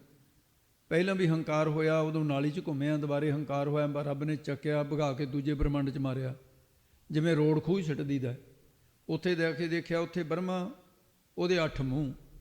ਕਹਿੰਦਾ ਹੱਦ ਹੋ ਗਈ, ਮੇਰੇ ਤਾਂ 4 ਨੇ, ਇਹਦੇ 8 ਮੂੰਹ ਨੇ। ਉਹਨੂੰ ਫਿਰ ਹੰਕਾਰ ਹੋ ਗਿਆ ਵੀ ਮੈਂ ਵੱਡਾ। ਇਸੇ ਤਰ੍ਹਾਂ 16 ਮੂੰਹਾਂ ਵਾਲਾ, 32 ਮੂੰਹਾਂ ਵਾਲਾ, 64 ਮੂੰਹਾਂ ਵਾਲਾ, ਇੱਕ ਅਖੀਰ ਦੇ 'ਚ ਗੁਰੂ ਗੋਬਿੰਦ ਸਿੰਘ ਲਿਖਦੇ 1000 ਮੂੰਹਾਂ ਵਾਲਾ ਬਰਮਾ। ਹੋਰ ਬ੍ਰਹਮੰਡ ਜਦੋਂ ਦੇਖਿਆ, ਸਾਰੇ ਬਰਮੇ ਲਾਣਾ ਇਕੱਠਾ ਹੋਇਆ ਵਾ। ਕਹਿੰਦੇ ਉਹਨੇ ਉੱਠ ਕੇ ਆ ਕੇ ਨਾ ਸਭ ਦਾ ਸਵਾਗਤ ਕੀਤਾ, ਹੱਥ ਜੋੜੇ। ਬਰਮਿਓ ਹੰਕਾਰ ਨਹੀਂ ਕਰਨਾ, ਮੈਂ 1000 ਮੂੰਹਾਂ ਵਾਲਾ ਬਰਮਾ, ਮੈਂ ਨਹੀਂ ਹੰਕਾਰ ਕਰਦਾ। ਤੁਸੀਂ 4 ਮੂੰਹਾਂ ਵਾਲੇ ਨੇ ਕਿਵੇਂ ਕਰ ਲਿਆ? ਕਹਿੰਦਾ ਜੀ ਬਸ ਮਾਨ ਟੁੱਟ ਗਿਆ, ਮੂੰਹਾਂ ਦਾ ਹੀ ਹੰਕਾਰ ਕਰ ਲਿਆ ਸੀ। ਤੇ ਇਸ ਕਰਕੇ ਉਹਦਾ ਅੰਤ ਨਾ ਬ੍ਰਹਮੰਡਾਂ ਦਾ, ਬਰਮਾ ਵਰਗਿਆਂ ਨੇ ਬਰਮੇ ਕਦ ਕਦ ਅੰਤ ਨਾ ਪਾਇਆ। ਐਸਾ ਪਰਮੇਸ਼ਰ ਵਾਹਿਗੁਰੂ ਹੈ। ਤੇ ਮਹਾਰਾਜ ਸਾਹਿਬ ਨੇ ਕਿਵੇਂ ਦਿਖਾਉਣਾ? ਜਿਵੇਂ ਗੁਰੂ ਨਾਨਕ ਨੇ ਪਤਾਲਾਂ ਆਕਾਸ਼ਾਂ ਨੂੰ ਇੱਕ ਅੱਖ ਦੇ ਫੋਰੇ ਵਿੱਚ ਦਿਖਾ ਦਿੱਤਾ, ਨਿਰੰਕਾਰ ਨੇ 4 ਤੋਂ 8 ਵਰਮਾਂ ਵਾਲੇ ਜਾਂ ਦੂਜੇ ਤੀਜੇ। ਇਹ ਨਾਸਤਕਾਂ ਦੇ ਹਜਮ ਹੋਣ ਵਾਲੀਆਂ ਗੱਲਾਂ ਨਹੀਂ ਹੈ। ਇਹ ਸ਼ਰਧਾਵਾਨ ਜਿਹੜੇ ਗੁਰਬਾਣੀ ਤੇ ਭਰੋਸਾ ਰੱਖਦੇ ਨੇ, ਜਿਹੜੇ ਗੁਰਬਾਣੀ ਦੇ ਅਰਥ ਆਪਣੀ ਮਰਜ਼ੀ ਅਨੁਸਾਰ ਕਰਨ ਵਾਲੇ ਨੂੰ, ਉਹਨਾਂ ਦੇ ਤਾਂ ਨੇੜੇ ਨੂੰ ਵੀ ਨਹੀਂ ਜਾ ਸਕੀਆਂ ਗੱਲਾਂ, ਸਿਰ ਦੇ ਉੱਤੋਂ ਨਹੀਂ ਲੰਘਣਗੀਆਂ। ਇਉਂ ਮਹਾਰਾਜ ਕਹਿੰਦੇ ਭਾਈ ਪਾਤਾਲਾਂ ਪਾਤਾਲ ਲੱਖ ਆਗਾਸਾਂ ਆਗਾਸ, ਓੜਕ ਓੜਕ ਪਾਲ ਥਕੇ ਵੇਦ ਕਹਿਨ ਇੱਕ ਬਾਤ। ਤੇ ਅੱਗੇ ਦੱਸਦੇ ਹਨ ਜੀ, ਸਹਿਜ 18 ਕਹਿਨ ਕਤੇਬਾ ਅਸਲੁ ਇਕ ਧਾਤ। ਇਹ 2 ਪਾਠ ਨੇ ਭਾਈ। ਅਸਲੂ ਲੱਲਾ ਨਾਲੇ ਰੱਖਣਾ, ਅਸਲੂ ਇੱਕ ਧਾਤ, ਐਂ ਹੀ ਬੋਲਣਾ। ਪਰ ਦੂਸਰਾ ਪਾਠ ਅਸ ਜਮਾ ਲੂ ਐਂ ਵੀ ਕਰਦਾ, ਇਹ ਨਹੀਂ ਤੁਸੀਂ ਕਰਨਾ। ਪਾਠ ਦੇ ਵਿੱਚ ਇਹ ਰੱਖਣਾ, ਪਰ ਜਾਣਕਾਰੀ ਹੋਣੀ ਚਾਹੀਦੀ ਹੈ। ਮੁਸਲਮਾਨ ਦੇ ਮਤ ਅਨੁਸਾਰ ਸਹਿਸ 18,000 ਆਲਮ ਹੈ। ਜੋ ਕਿਤਾਬਾਂ 4 ਕੁਰਾਨ, ਅੰਜੀਲ, ਤੌਰੇਤ, ਜ਼ਬੂਰ, ਇਹ 4 ਕਿਤਾਬਾਂ ਨੇ। ਉਹ ਵੀ ਇਹੀ ਕਹਿੰਦੀਆਂ ਨੇ ਅਸਲੂ ਕੀ ਅਸਲ ਦੇ ਵਿੱਚ ਤਾਂ ਇੱਕੋ ਹੀ ਰੱਬ ਹੈ, ਬਾਕੀ ਸਭ ਧਾਤ ਧਾ ਜਾਣ ਵਾਲੀ ਮਾਇਆ ਹੀ ਹੈ, ਨਾਸਵੰਤ ਹੀ ਹੈ। ਤੇ ਜਿਸ ਤਰ੍ਹਾਂ ਭਾਈ ਨੰਦ ਲਾਲ ਜੀ ਨੇ ਲਿਖਿਆ ਹੈ, ਕਹਿੰਦੇ ਕੀਏ ਕੁਨ ਸੇ ਆਲਮ 18,000 ਹੈ ਦੇ 1000 ਸਜਦਾ ਬਸੂ ਹੋਏ। ਤੋ ਇਹ ਕੁਨੰਦ ਕਹਿੰਦੇ ਉਹ ਪਰਮੇਸ਼ਰ ਬੇਅੰਤ ਹੀ ਹੈ। ਤੋ ਇਸ ਕਰਕੇ ਸਹਿਸ 1000 ਮੂੰਹਾਂ ਵਾਲਾ ਸ਼ੇਸ਼ ਨਾਗ, ਸਹਿਸ 1000 ਰਿਸ਼ੀ ਮੁਨੀ ਦੇਵਤੇ, 18 ਪੁਰਾਣ, ਕਿਤਾਬਾਂ, ਸਿਮਰਤੀਆਂ, ਸਾਰੇ ਉਸ ਪਰਮੇਸ਼ਰ ਨੂੰ ਬੇਅੰਤ ਬੇਅੰਤ ਹੀ ਕਹਿੰਦੇ ਨੇ। ਜਿਵੇਂ ਅਸ ਲੂ, ਅਸ ਘੋੜੇ ਦਾ ਇੱਕ ਲੂੰ, ਜਿਵੇਂ ਘੋੜੇ ਦੇ ਇੱਕ ਲੂੰ ਬਰਾਬਰ, ਇਉਂ ਪਰਮੇਸ਼ਰ ਦੇ ਸਰੀਰ ਦੇ ਵਿੱਚ, ਸਰੀਰ ਦੇ ਉਹਦੇ ਸਰੂਪ ਦੇ ਵਿੱਚ ਮਾਇਆ ਘੋੜੇ ਦੇ ਇੱਕ ਲੂੰ ਜਿੰਨੀ ਕਈ ਹੈ। ਭਾਵ ਕੀ ਹੈ, ਪਰਮੇਸ਼ਰ ਨੇ ਥੋੜੀ ਜਿਹੀ ਕਲਪਦਾਤਮ ਸੰਬੰਧ ਕਰਕੇ ਮਾਇਆ ਦੀ ਅੰਸ਼ ਆਪਣੇ 'ਚ ਗ੍ਰਹਿਣ ਕੀਤੀ ਹੋਈ ਹੈ। ਵਾਸਤਵ ਪਰਮੇਸ਼ਰ ਇੱਕ ਹੈ। ਰੋਮ ਰੋਮ ਵਿੱਚ ਰਖਿਓਨ ਕਰ ਬ੍ਰਹਮੰਡੇ ਕਰੋੜ ਸਮਾਇਆ। ਰੋਮ ਰੋਮ ਪ੍ਰਤ ਲਾਗੀ ਕੋਟ ਕੋਟ ਬ੍ਰਹਮੰਡ ਐਸਾ ਹੈ। ਅਸਲ ਵਿੱਚ ਇੱਕੋ ਹੀ ਵਾਹਿਗੁਰੂ ਪਰਮੇਸ਼ਰ ਹੈ। ਹੋਰ ਜੋ ਵੀ ਕੁਝ ਨਜ਼ਰ ਆ ਰਿਹਾ ਹੈ ਉਹ ਧਾਤ ਮਾਇਆ ਹੀ ਹੈ। ਧਾਤ ਕੀ ਹੈ? ਜਾਣ ਵਾਲੀ ਹੈ, ਉਹ ਰਹੇਗੀ ਨਹੀਂ ਹਮੇਸ਼ਾ।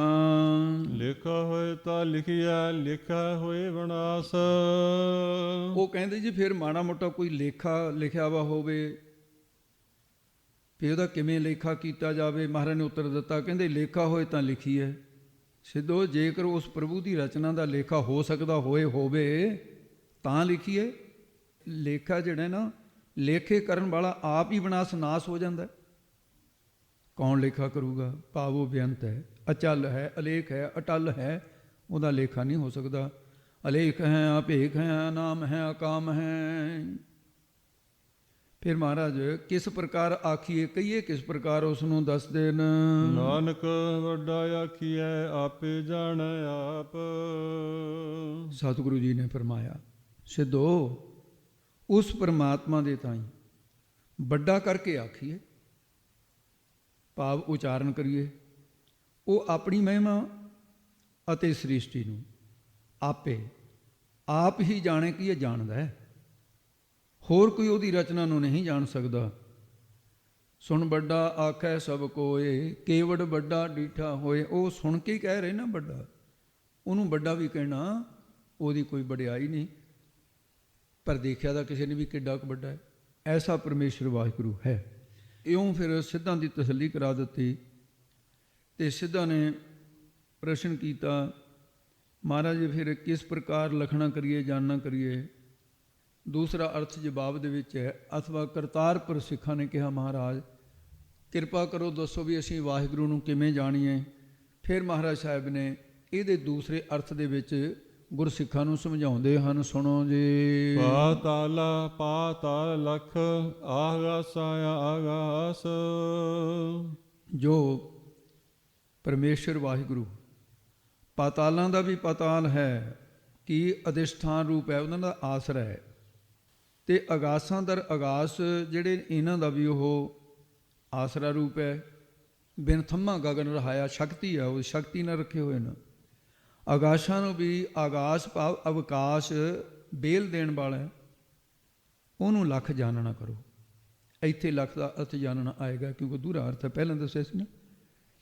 ਤੋ ਇਸ ਕਰਕੇ ਮਹਾਰਾਜ ਸਾਹਿਬ ਜੀ ਕਹਿੰਦੇ ਨੇ, ਜਿਨ੍ਹਾਂ ਜਗਿਆਸੂ ਜਨਾਂ ਨੇ ਪਾਤਾਲ ਦੀ ਨਿਆਈ, ਪਤਾਲ ਨੀਵੀਂ ਹੈ ਨਾ, ਆਕਾਸ਼ ਉੱਚਾ ਹੈ, ਪਤਾਲ ਦੀ ਨਿਆਈ ਨਿਮਰਤਾ ਧਾਰਨ ਕਰ ਲਈ। ਜੇ ਕੋਈ ਉੱਚਾ ਨੀਵਾਂ ਬੋਲਦਾ ਹੈ, ਹੱਥ ਜੋੜ ਦਿੰਦੇ ਹੈ, ਬਿਨਾਂ ਕਸੂਰ ਕਰੇ ਵੀ ਮਾਫੀ ਮੰਗ ਲੈਂਦੇ ਹੈ। ਜਿਹਦੇ 'ਚ ਨਿਮਰਤਾ ਹੈ, ਜਿਹਦੇ 'ਚ ਹੰਕਾਰ ਹੋਊਗਾ, ਗਲਤੀ ਕਰਕੇ ਵੀ ਗਲ ਨੂੰ ਪਊਗਾ, ਉਹ ਨਹੀਂ ਮੰਨਦਾ, ਕਹੂਗਾ ਨਾ ਮੇਰੀ ਨਹੀਂ ਕਸੂਰ ਹੈ, ਕਿਉਂਕਿ ਹੰਕਾਰ ਹੈ। ਕਹਿੰਦੇ ਜਿਨ੍ਹਾਂ 'ਚ ਨਿਮਰਤਾ ਆ ਗਈ, ਪਤਾਲ ਦੀ ਨਿਆਈ ਨਿਮਰਤਾ ਧਾਰਨ ਕਰ ਲਈ। ਜਿਵੇਂ ਪਾਣੀ ਨੱਠ ਕੇ ਜਾਂਦਾ ਨੇ ਨੀਵੇਂ ਥਾਂ ਨੂੰ, ਕਹਿੰਦੇ ਰੱਬ ਤਾਂ ਦੌੜ ਦੌੜ ਕੇ ਆਉਂਦਾ ਫਿਰ ਉਸ ਹਿਰਦੇ ਦੇ ਵਿੱਚ ਨੂੰ, ਪਹਿਲਾਂ ਆਪਣਾ ਨਾਮ ਭੇਜਦਾ ਹੈ। ਜਿਵੇਂ ਬੜੇ ਲੋਕਾਂ ਨੂੰ ਆਉਣਾ ਹੋਵੇ, ਵੱਡੇ ਅਫਸਰ ਨੇ ਪਹਿਲਾਂ ਛੋਟਿਆਂ ਨੂੰ ਭੇਜ ਦਿੰਦਾ ਵੀ ਤੁਸੀਂ ਚਲੋ ਮੈਂ ਆਉਣਾ ਹੈ। ਜਦੋਂ ਰੱਬ ਨੇ ਆਉਣਾ ਹੋਵੇ ਤਾਂ ਪਹਿਲਾਂ ਆਪਣਾ ਨਾਮ ਭੇਜ ਦਿੰਦਾ ਹਿਰਦੇ 'ਚ, ਫਿਰ ਆ ਨਾਮ ਦੁਆਰਾ ਫਿਰ ਆਪ ਵੀ ਆ ਜਾਂਦਾ ਹੈ। ਇਸ ਕਰਕੇ ਫਿਰ ਪਾ ਜਮਾ ਤਾਲ, ਤੇ ਇਸ ਕਰਕੇ ਤਾਲ ਲੱਖ ਸਰੂਪ ਦੇ ਤਾਹੀਂ ਫਿਰ ਪਾ ਲੈਂਦੇ ਨੇ ਉਹ। ਤੇ ਆਗਾਸਾਂ ਤੋਂ ਚਿਦਾਕਾਸ਼ ਰੂਪੀ ਜੋ ਬ੍ਰਹਮ ਚੇਤਨ ਸਰੂਪ ਹੈ, ਉਸ ਦਾ ਆ ਕਰਕੇ ਵਿਸ਼ੇਸ਼ ਕਰਕੇ ਗਾਸ ਕੀ ਇਹ ਪ੍ਰਕਾਸ਼ ਪ੍ਰਾਪਤ ਹੋ ਜਾਂਦਾ ਹੈ। ਇਹ ਦੂਰੇ ਅਰਥ ਇਸ ਤਰ੍ਹਾਂ ਲੱਗਦੇ ਨੇ। ਅੱਗੇ ਦੱਸਦੇ ਹਨ ਜੇ, ਓੜਕ ਓੜਕ ਭਾਲ ਥਕੇ, ਵੇਦ ਕਹਿਨ ਇਕ ਬਾਤ। ਓੜਕ ਹੱਦ ਦਾ ਨਾਂ ਹੈ। ਸ੍ਰਿਸ਼ਟੀ ਦੀ ਹੱਦ ਕੀ ਹੈ? ਹਿਰਨ ਗਰਭ। ਹਿਰਨ ਗਰਭ ਕਿਹਨੂੰ ਕਹਿੰਦੇ ਨੇ? ਜੋ ਸਾਰੇ ਜੀਵਾਂ ਦੀ ਸੁਪਨ ਦੀ ਅਵਸਥਾ ਨੂੰ ਹਿਰਨ ਨਾਮ ਪ੍ਰਕਾਸ਼ਣ ਦਾ ਹੈ, ਗਰਭ ਨਾਮ ਕਰਨ ਦਾ। ਸਾਰਿਆਂ ਦੀ ਸੁਪਨੇ ਦੀ ਅਵਸਥਾ ਨੂੰ ਜਿਹੜਾ ਪ੍ਰਕਾਸ਼ ਕਰਨ ਵਾਲਾ ਹੈ, ਉਹਨੂੰ ਕਹਿੰਦੇ ਨੇ ਹਿਰਨ ਗਰਭ। ਈਸ਼ਵਰ ਦੀਆਂ ਤਿੰਨ ਦੇਹਾਂ ਜਿਹੜੀਆਂ ਮੰਨੀਆਂ ਨੇ, ਜਿਹੜਾ ਅਸਥੂਲ ਸਰੂਪ ਹੈ ਈਸ਼ਵਰ ਦਾ, ਉਹਨੂੰ ਵਿਰਾਟ ਕਹਿੰਦੇ ਨੇ।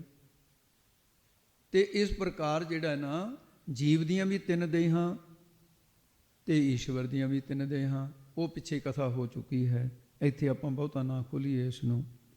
ਤੇ ਇਸ ਕਰਕੇ ਸ੍ਰਿਸ਼ਟੀ ਦਾ ਓੜਕ ਹੱਦ ਕੀ ਹੈ? ਹਿਰਨ ਗਰਭ, ਜੋ ਸਾਰਿਆਂ ਨੂੰ ਪ੍ਰਕਾਸ਼ਣ ਵਾਲਾ ਹੈ। ਹਿਰਨ ਗਰਭ ਦਾ ਓੜਕ ਕੀ ਹੈ? ਹੱਦ ਰੂਪ ਈਸ਼ਵਰ ਬ੍ਰਹਮ ਆਪ ਹੀ ਹੈ। ਉਹਦੇ ਸਿਰੇ ਨੂੰ ਬਰਮਾ ਆਦਿ ਭਾਲ ਲੱਭਦੇ ਹੋਏ ਥੱਕ ਗਏ, ਉਹ ਅੰਤ ਨਹੀਂ ਪਾ ਸਕੇ। ਵੇਦ ਵੀ ਇੱਕੋ ਬਾਤ ਕਹਿੰਦੇ ਨੇ, ਉਹ ਪਰਮੇਸ਼ਰ ਬੇਅੰਤ ਬੇਅੰਤ ਹੈ। ਸਾਰਿਆਂ ਸਥਾਨਾਂ ਦੀ ਆਨੰਦ ਦੀ ਅਹੁਦੀ ਜਿਹੜੀ ਹੈ ਓੜਕ, ਉਹ ਹਿਰਨ ਗਰਭ ਦਾ ਸਥਾਨ ਹੈ। ਹਿਰਨ ਗਰਭ ਦਾ ਜਿਹੜੀ ਅਹੁਦੀ ਆਨੰਦ ਦਾ ਓੜਕ ਈਸ਼ਵਰ ਹੈ। ਉਹ ਬ੍ਰਹਮ ਨੂੰ ਸਾਰੇ ਲੋਕ ਭਾਲ ਕੇ ਥੱਕ ਗਏ, ਉਹ ਆਪ ਹੀ ਆਪ ਹੈ, ਆਪ ਇਸ ਰੂਪ ਨੂੰ ਉਹਦੇ ਹੈ। ਵੇਦ ਇਸ ਬਾਰੇ ਬਾਤ ਇੱਕੋ ਹੀ ਗੱਲ ਕਹਿੰਦਾ ਹੈ। ਉਹਦਾ ਵਚਨ ਹੈ ਵੀ ਜਿਹੜਾ ਓੰਕਾਰ ਹੈ, ਏਕ ਹੂੰ ਬਹੁ ਸਿਆਮਾ ਪਰਜਾਇਆ ਤੇ ਏਕੇ ਮੇਵਾ ਦੁਤੀ ਬ੍ਰਹਮ। ਉਹ ਵੇਦ ਇਹ ਗੱਲ ਕਹਿੰਦੇ, ਗਿਆਤ ਬਾਤ ਬਚਨ ਇੱਕੋ ਹੀ ਪ੍ਰਭੂ ਨੂੰ ਕਹਿਣ ਕੀ ਕਥਨ ਕਰਦੇ ਨੇ ਕਿ ਵਾਹਿਗੁਰੂ ਦਾ ਅੰਤ ਨਹੀਂ ਪਾਇਆ ਜਾ ਸਕਦਾ। ਵੇਦਾਂ ਦੀ ਕੁੱਲ ਸੁਰਤੀ ਜਿਹੜੀ ਹੈ 1 ਲੱਖ ਹੈ। 80,000 ਕਰਮਕਾਂਡ, 16,000 ਉਪਾਸਨਾ ਕਾਂਡ, 4,000 ਜਿਹੜਾ ਹੈ ਉਹ ਤੱਤਵ ਗਿਆਨ ਹੈ, ਏਕਤਾ ਦਾ ਬੋਧ ਕਰਾਉਣ ਵਾਲਾ ਹੈ। ਸੋ ਬਾਅਦ ਸਾਰੇ ਵੇਦ ਸ਼ਾਸਤਰ ਪੁਰਾਣ ਰਿਸ਼ੀ ਮੁਨੀ ਉਹਦਾ ਕੋਈ ਅੰਤ ਨਹੀਂ ਪਾ ਸਕਦੇ ਹਨ। ਐਸਾ ਹੈ ਪਰਮੇਸ਼ਰ ਜੀ। ਸਹਿਸ 18 ਕਹਿਨ ਕਤੇਬਾ ਅਸਲੂ ਇਕ ਧਾਤ। ਸਹਿਸ ਹਜ਼ਾਰਾਂ ਹੀ ਧਾਰਮਿਕ ਗ੍ਰੰਥ, 18 ਪੁਰਾਣ, ਮਹਾਭਾਰਤ ਦੇ 18 ਪਰਬ, ਕਤੇਬਾਂ, ਕੁਰਾਨ, ਇੰਜੀਲ, ਤੌਰੇਤ, ਜ਼ਬੂਰ, ਜਾਂ ਫਿਰ ਹੋਰ ਕਿਤਾਬਾਂ ਕਹੀਏ, ਗ੍ਰੰਥ, ਸਿਮਰਤੀਆਂ, ਜੋ ਇੱਕ ਏਕਤਾ ਦੇ ਬੋਧ ਬਚਨ ਕਰਨ ਵਾਲੇ ਨੇ ਕਹਿਣ ਕਹੇ ਹਨ, ਉਹ ਵੀ ਪ੍ਰਭੂ ਦੀ ਪ੍ਰਾਪਤੀ ਵਾਸਤੇ ਪ੍ਰਮਾਣਿਕ ਹਨ। ਪਰ ਅਸਲ ਵਾਸਤਵ ਦੇ ਵਿੱਚ ਹੋਰ ਕੋਈ ਧਾ ਜਾਣ ਵਾਲੀ ਮਾਇਆ ਰੂਪ ਹੈ। ਅਸਲ ਵਿੱਚ ਪ੍ਰਭੂ ਪਰਮੇਸ਼ਰ ਹੀ ਧਾਤ ਕੀ ਹੈ? ਯਥਾਰਥ ਹੈ। ਜਿਵੇਂ ਸੋਨੇ ਦੇ ਗਹਿਣੇ ਨੇ, ਉਹਨਾਂ ਦੇ ਯਥਾਰਥ ਕੀ ਹੈ? ਸੋਨਾ। ਬਾਕੀ ਗਹਿਣਿਆਂ ਦੇ ਨਾਮ ਤੇ ਰੂਪ ਧਾ ਜਾਣ ਵਾਲੇ ਨੇ, ਖਤਮ ਹੋ ਜਾਣ ਵਾਲੇ ਨੇ। ਇਹ ਸੌਖਾ ਸਮਝ ਐ ਆਊਗਾ, ਇਹ ਸਮਝ ਲਓ ਵੀ ਸੋਨੇ ਦਾ ਕੜਾ ਬਣ ਗਿਆ। ਆਮ ਹੈ ਦੁਨਿਆਵੀ ਮਿਸਾਲ, ਸੋਨੇ ਦਾ ਕੜਾ ਬਣ ਗਿਆ ਤੇ ਉਹਨੂੰ ਕੀ ਕਹਿਣ ਲੱਗੇ? ਕੜਾ। ਸੋਨਾ ਕਹਿਣਾ ਤਾਂ ਬੰਦ ਹੋ ਗਿਆ ਨਾ। ਸੋਨਾ ਕੜਾ ਬਣ ਕੇ ਕੜਾ ਕਹਾਉਣ ਲੱਗ ਗਿਆ। ਕੜੇ ਵਿੱਚ ਹੈ ਕਿ ਸੋਨੇ ਤੋਂ ਬਿਨਾਂ ਕੁਝ ਵੀ ਨਹੀਂ ਹੈ। ਤੇ ਪਰਮਾਤਮਾ ਸੰਸਾਰ ਨੂੰ ਬਣਾ ਕੇ ਸੰਸਾਰ ਦਾ ਰੂਪ ਹੀ ਹੈ। ਬੇਸੰਸਾਰ ਤੁਮ ਦੇਖਦੇ, ਇਹ ਹਰ ਕਾ ਰੂਪ ਹੈ। ਪਰ ਨਜ਼ਰੀ ਕਿਹਨਾਂ ਨੂੰ ਆਇਆ? ਸੁਨਿਆਰੇ ਨੂੰ ਪਤਾ ਵੀ ਸੋਨਾ ਹੀ ਹੈ। ਖਰੀਦਣ ਵਾਲਾ ਕਹਿੰਦਾ ਕੜਾ ਖਰੀਦ ਕੇ ਲਿਆਇਆ।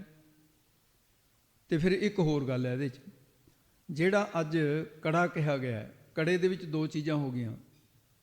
ਕੜੇ ਦਾ ਆਕਾਰ ਰੂਪ ਹੈ, ਇਹ ਗੋਲ ਹੋ ਗਿਆ ਨਾ ਹੱਥ 'ਚ ਪਾਉਣ ਵਾਸਤੇ, ਤੇ ਉਹਦਾ ਨਾਮ ਪੈ ਗਿਆ ਕੜਾ। ਹੈ ਸੋਨਾ।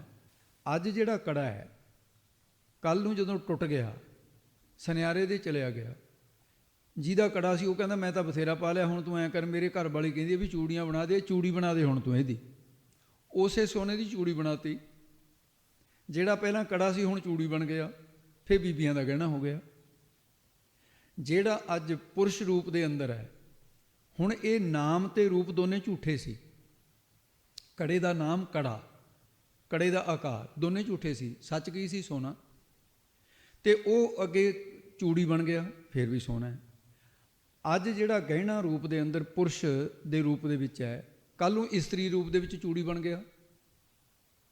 ਨਾਮ ਤੇ ਰੂਪ ਦੋਨੇ ਮਿਥਿਆ ਨੇ। ਪਰਮੇਸ਼ਰ ਸੰਸਾਰ ਨੂੰ ਸਾਜਦਾ ਹੈ। ਮਾਇਆ ਦੇ 2 ਰੂਪ ਨੇ ਇਹ, ਨਾਮ ਤੇ ਰੂਪ ਮਾਇਆ ਦੀਆਂ ਅੰਸ਼ ਹਨ। ਜਿਹੜਾ ਕੁਝ ਦਿਸਦਾ ਇਹ ਮਾਇਆ ਹੈ। ਸਤ ਚੇਤਨ ਆਨੰਦ ਬ੍ਰਹਮ ਦੀ ਅੰਸ਼ ਹੈ, ਉਹ ਪਰਮੇਸ਼ਰ ਹੈ। ਯਾਨੀ ਸੋਨਾ ਸਤ ਹੈ। ਅਲੰਕਾਰ ਮਿਲ ਥੈਲੀ ਹੋਈ ਹੈ ਤਾਂ ਤੇ ਕਨਕ ਬਖਾਨੀ, ਮਹਾਰਾਜ ਨੇ ਪ੍ਰਮਾਣ ਦਿੱਤਾ ਇਹਦਾ। ਸੋ ਇਸ ਕਰਕੇ ਇਹਦਾ ਪ੍ਰਮਾਣ ਦੇ ਕਰਕੇ ਸਮਝਾਇਆ। ਤੇ ਜਿਵੇਂ ਦੂਸਰੀ ਮਿਸਾਲ ਹੈ ਵੀ ਰੱਸੀ ਪਈ ਹੈ ਅੰਧੇਰੇ ਦੇ ਵਿੱਚ, ਇੱਕ ਨੂੰ ਸੱਪ ਦੀ ਕਲਪਨਾ ਹੋ ਗਈ ਵੀ ਸੱਪ ਪਿਆ, ਦੂਜੇ ਨੂੰ ਮਾਲਾ ਦੀ ਕਲਪਨਾ ਹੋ ਗਈ ਵੀ ਫੁੱਲਾਂ ਦੀ ਮਾਲਾ ਪਈ ਹੈ, ਤੇ ਤੀਜਾ ਕਹਿੰਦਾ ਧਰਤੀ ਜੇ ਤਰੇੜ ਪਾਟੀ ਹੋਈ ਹੈ। ਤੇ ਸੱਚ ਕੀ ਹੈ ਇਹਨਾਂ 'ਚ? ਨਾ ਸੱਪ ਸੱਚ ਹੈ, ਨਾ ਫੁੱਲਾਂ ਦੀ ਮਾਲਾ ਸੱਚ ਹੈ, ਨਾ ਧਰਤੀ ਦੀ ਤਰੇੜ ਹੈ। ਸੱਚ ਤਾਂ ਇਹ ਵੀ ਰੱਸੀ ਹੈ। ਰੱਸੀ ਦਿਸਦੀ ਕਦੋਂ ਹੈ? ਜਦੋਂ ਚਾਨਣਾ ਹੋ ਗਿਆ। ਉਹ ਕਹਿੰਦਾ ਉਹ ਤਾਂ ਬਈ ਰੱਸੀ ਹੈ। ਜਿਹਨੂੰ ਚਾਨਣਾ ਅੱਖਾਂ ਕੰਮ ਕਰਦੀਆਂ ਉਹ ਕਹਿੰਦਾ ਤਾਂ ਰੱਸੀ ਹੈ। ਰੱਸੀ ਦਾ ਜਿਹੜਾ ਰੂਪ ਭੁੱਲਣ ਤੋਂ, ਰੱਸੀ ਦਾ ਵਾਸਤਵ ਰੂਪ ਭੁੱਲ ਗਿਆ ਤੇ ਸੱਪ ਪੈਦਾ ਹੋ ਗਿਆ। ਰੱਬ ਸਾਨੂੰ ਭੁੱਲ ਗਿਆ, ਸੰਸਾਰ ਪੈਦਾ ਹੋ ਗਿਆ। ਜਦੋਂ ਰੱਬ ਰੱਸੀ ਦੀ ਤਿਆਈ ਵਾਸਤਵ ਰੂਪ ਸੱਚ ਚੇਤਨ ਆਨੰਦ ਸੋਨੇ ਦੀ ਕੜਿਆਂ ਦੀ ਨਿਆਈ ਸੋਨਾ ਰੂਪ ਦਿਸਣ ਲੱਗ ਗਿਆ, ਝੰਜਟ ਸਾਰਾ ਖਤਮ ਹੋ ਗਿਆ। ਜਤਰ ਜਤਰ ਮਨੋ ਜਾਤੀ ਤਤਰ ਤਤਰ ਬ੍ਰਹਮ ਦ੍ਰਿਸ਼ਟਾਤੀ। ਤੋ ਇਸ ਕਰਕੇ ਇਹ ਸਾਰਾ ਕੁਛ ਵਾਸਤਵ ਦੇ ਵਿੱਚ ਜਿਹੜਾ ਬ੍ਰਹਮ ਹੈ, ਜਿਹੜੇ ਜੜ ਇੰਦਰੀਆਂ ਤੇ ਇਹਨਾਂ ਇੰਦਰੀਆਂ ਨੂੰ ਜਤ ਵਿੱਚ ਰੱਖਣਾ, ਇਹਨੂੰ ਬਣਾ ਲਵੇ ਭੱਠੀ। ਸੁੱਖ ਦੁੱਖ ਦੀ ਬਿਰਤੀ ਨੂੰ ਸਮਾਨ ਰੱਖਣਾ, ਸੁਨਿਆਰਾ ਕਰ ਲਵੇ। ਭਉ ਦੀ ਖਲ ਤਪ ਰੂਪ ਅਗਨੀ ਸੇਕ ਦੇਵੇ। ਪ੍ਰੇਮ ਦੀ ਕੁਠਾਲੀ ਝਟਾਲੇ ਫਿਰ ਇਹਨੂੰ ਆਪਣੇ ਜੀਵਨ ਨੂੰ। ਅਲਪੱਗਪਣਾ ਸੀ ਜਿਹੜਾ ਇਹਦੇ, ਢਲ ਕੇ ਹੰਗਤਾ ਦੀ ਮੈਲ ਇੱਕ ਪਾਸੇ ਨਿਕਲ ਕੇ 12 ਬੰਨੀ ਦਾ ਸੋਨਾ ਬਣ ਜਾਂਦਾ ਹੈ। ਸੁੱਧ ਬ੍ਰਹਮ ਜੋਤੀ ਸਰੂਪ ਵਾਹਿਗੁਰੂ ਰਹਿ ਜੂਗਾ। ਇਹ ਇਸ ਪ੍ਰਕਾਰ ਜਥਾਰਤ ਬ੍ਰਹਮ ਦਾ ਜਿਹੜਾ ਉਹ ਗਿਆਨ ਹੁੰਦਾ ਹੈ। ਬਾਕੀ ਧਾ ਜਾਣ ਵਾਲੀ ਮਾਇਆ ਜਿਹੜੀ ਇੱਕ ਪਾਸੇ ਨਾਮ ਤੇ ਰੂਪ ਮਿਥਿਆ ਨ, ਕੱਪੜ ਰੂਪ ਸੁਹਾਵਣਾ, ਛੱਡ ਦੁਨੀਆ ਅੰਦਰ ਜਾਵਣਾ, ਸਰੀਰ ਸਮਾਪਤ ਹੋ ਰਹੇ ਨੇ। ਸੋ ਇਸ ਕਰਕੇ ਮਹਾਰਾਜ ਦੱਸਦੇ ਨੇ ਕਿ ਲਿਖਾ ਹੋਏ ਤਾਂ ਲਿਖਿਆ, ਲਿਖਿਆ ਹੋਏ ਵਿਨਾਸ਼। ਮਹਾਰਾਜ ਕਹਿੰਦੇ ਗੁਰਸਿੱਖੋ, ਉਸ ਬ੍ਰਹਮ ਦਾ ਵਿਦਿਆ ਕਰਕੇ, ਗਿਆਨ ਕਰਕੇ, ਲੇਖਾ ਹਿਰਦੇ ਦੇ ਵਿੱਚ ਲਿਖੀਏ, ਲਿਖ ਲਈਏ, ਭਾਵ ਗਿਆਨ ਨੂੰ ਹਿਰਦੇ 'ਚ ਵਸਾ ਲਈਏ। ਤੇ ਫਿਰ ਕੀ ਹੋ ਗਿਆ? ਜੰਮਣ ਮਰਨ ਦੇ ਲੇਖੇ ਕੀ ਹੈ? ਸਾਰੇ ਵਿਨਾਸ਼। ਸਾਰੇ ਲੇਖੇ ਵਿਨਾਸ਼ ਕੀ ਹੈ? ਨਾਸ ਹੋ ਜਾਂਦੇ ਨੇ। ਮੁੜ ਕੇ ਜੰਮਣਾ ਮਰਨਾ ਨਹੀਂ ਹੁੰਦਾ, ਫਿਰ ਲੇਖਿਆਂ ਵਿੱਚ ਨਹੀਂ ਪੈਂਦਾ ਹੈ। ਫਿਰ ਇਹਨੂੰ ਸਮਝੋ ਇੱਕ ਵਾਰੀ। ਮਹਾਰਾਜ ਕਹਿੰਦੇ ਜੇ ਉਸ ਬ੍ਰਹਮ ਦੀ ਵਿਦਿਆ, ਬ੍ਰਹਮ ਵਿਦਿਆ ਜਿਹੜੀ ਹੈ ਗਿਆਨ, ਉਹਦਾ ਲੇਖਾ ਹਿਰਦੇ ਵਿੱਚ ਲਿਖ ਰਹੀ ਹੈ ਗਿਆਨ ਦਾ। ਜਿਵੇਂ ਰੱਸੀ ਦਾ ਗਿਆਨ ਹੋਇਆ, ਸੱਪ ਖਤਮ ਹੋਇਆ, ਗਿਆਨ ਨੂੰ ਹਿਰਦੇ 'ਚ ਵਸਾ ਲਈਏ ਤਾਂ ਜੰਮਣ ਮਰਨ ਦੇ ਲੇਖੇ ਸਾਰੇ ਵਿਨਾਸ਼ ਹੋ ਜਾਂਦੇ, ਨਾਸ ਹੋ ਜਾਂਦੇ ਨੇ। ਮੁੜ ਕੇ ਜੰਮਣਾ ਮਰਨਾ ਨਹੀਂ ਹੁੰਦਾ, ਉਹਦੇ 'ਚ ਨਹੀਂ ਪੈਣਾ ਪੈਂਦਾ। ਜੰਮਣ ਮਰਨੋਂ ਬਾਹਰੇ ਪਰਉਪਕਾਰੀ ਜਗ ਵਿੱਚ ਆਏ, ਇਹ ਦਾਤ ਪ੍ਰਾਪਤ ਹੋ ਜਾਂਦੀ ਹੈ। ਸੋ ਇਸ ਪ੍ਰਕਾਰ ਮਹਾਰਾਜ ਕਹਿੰਦੇ ਹਨ ਜੀ, ਨਾਨਕ ਵੱਡਾ ਆਖੀਐ ਆਪੇ ਜਾਣੈ ਆਪ। ਵੱਡਾ ਤ੍ਰੈ ਕਾਲ ਆਵਾਜ਼ ਰੂਪ ਪਰਮਾਤਮਾ। ਗੁਰੂ ਨਾਨਕ ਸਾਹਿਬ ਜੀ ਕਹਿੰਦੇ ਨੇ, ਉਚਾਰਨ ਕਰਦੇ ਨੇ ਕਿ ਲਖਣਾ ਬਿਰਤੀ ਕਰਕੇ ਆਖੀਏ। ਲਖਣਾ ਬਿਰਤੀ ਦੁਆਰਾ ਜਾਣਿਆ ਜਾਂਦਾ, ਸ਼ਕਤੀ ਬਿਰਤੀ ਕਰਕੇ ਤਾਂ ਜਾਣ ਨਹੀਂ ਹੁੰਦਾ। ਕਥਨ ਕਰਦੇ, ਸ਼ਕਤੀ ਬਿਰਤੀ ਦੁਆਰਾ ਕਥਨ ਕਰਨ ਵਾਲੇ ਦਾ ਨਾਸ ਹੋ ਜਾਂਦਾ ਹੈ। ਤੇ ਇਸ ਕਰਕੇ ਸ਼ਕਤੀ ਬਿਰਤੀ ਕੀ ਹੈ, ਲਖਣਾ ਬਿਰਤੀ ਕੀ ਹੈ, ਇਹ ਬਹੁਤ ਗੂੜ ਵਿਚਾਰ, ਵਿਚਾਰ ਸਾਗਰ ਵਿੱਚ ਆਉਂਦੀ ਹੈ ਪਰ ਮੋਟੇ ਤੌਰ ਤੇ। ਤੇ ਕੋਈ ਵੀ ਤੁਹਾਡੇ ਵਿੱਚੋਂ ਕਿਸੇ ਦੀ ਪਿੰਡ ਦੀ ਕਿਸੇ ਬੰਦੇ ਨੇ ਪੁੱਛਿਆ, ਭਾਈ ਕਿੱਥੇ ਰਹਿਣਾ ਤੂੰ, ਤੇਰੇ ਘਰ ਆਉਣਾ ਹੋਵੇ, ਉਹ ਕਹਿੰਦਾ ਵੀ ਮੈਂ ਆ ਜਿਹੜਾ GT ਰੋਡ ਹੈ ਨਾ, ਇਹਦੇ ਤੇ ਕਈ ਸ਼ਹਿਰ ਆਉਂਦੇ ਆ, ਆ ਗੋਬਿੰਦਗੜ੍ਹ ਲੰਘੇਗਾ ਤੇ ਅੱਗੇ ਖੰਨਾ ਲੰਘ ਜੀ, ਦਰਾਹੇ ਨਾ ਐਨ ਸੜਕ ਦੇ ਉੱਤੇ ਹੀ ਮੇਰੀ ਕੋਠੀ ਹੈ। ਹੁਣ ਤੁਸੀਂ ਦੱਸੋ ਵੀ ਜੇ ਸੜਕ ਦੇ ਉੱਤੇ ਕੋਠੀ ਹੋਵੇ, ਬੱਸਾਂ ਲੰਘਣਗੀਆਂ, ਗੱਡੀਆਂ? ਫਿਰ ਤਾਂ ਮਕਾਨ ਹੀ ਹੋਊਗਾ ਨਾ ਉੱਥੇ। ਇਹ ਸ਼ਬਦ ਦੀ ਸ਼ਕਤੀ ਬਿਰਤੀ ਹੈ। ਸ਼ਕਤੀ ਬਿਰਤੀ ਕਹਿੰਦੀ ਹੈ ਵੀ ਮਕਾਨ ਉਹਦੇ ਐਨ ਸੜਕ ਦੇ ਉੱਤੇ ਹੈ, ਇਹਨੂੰ ਕਹਿੰਦੇ ਸ਼ਕਤੀ ਬਿਰਤੀ। ਲਖਣਾ ਬਿਰਤੀ ਕੀ ਹੈ?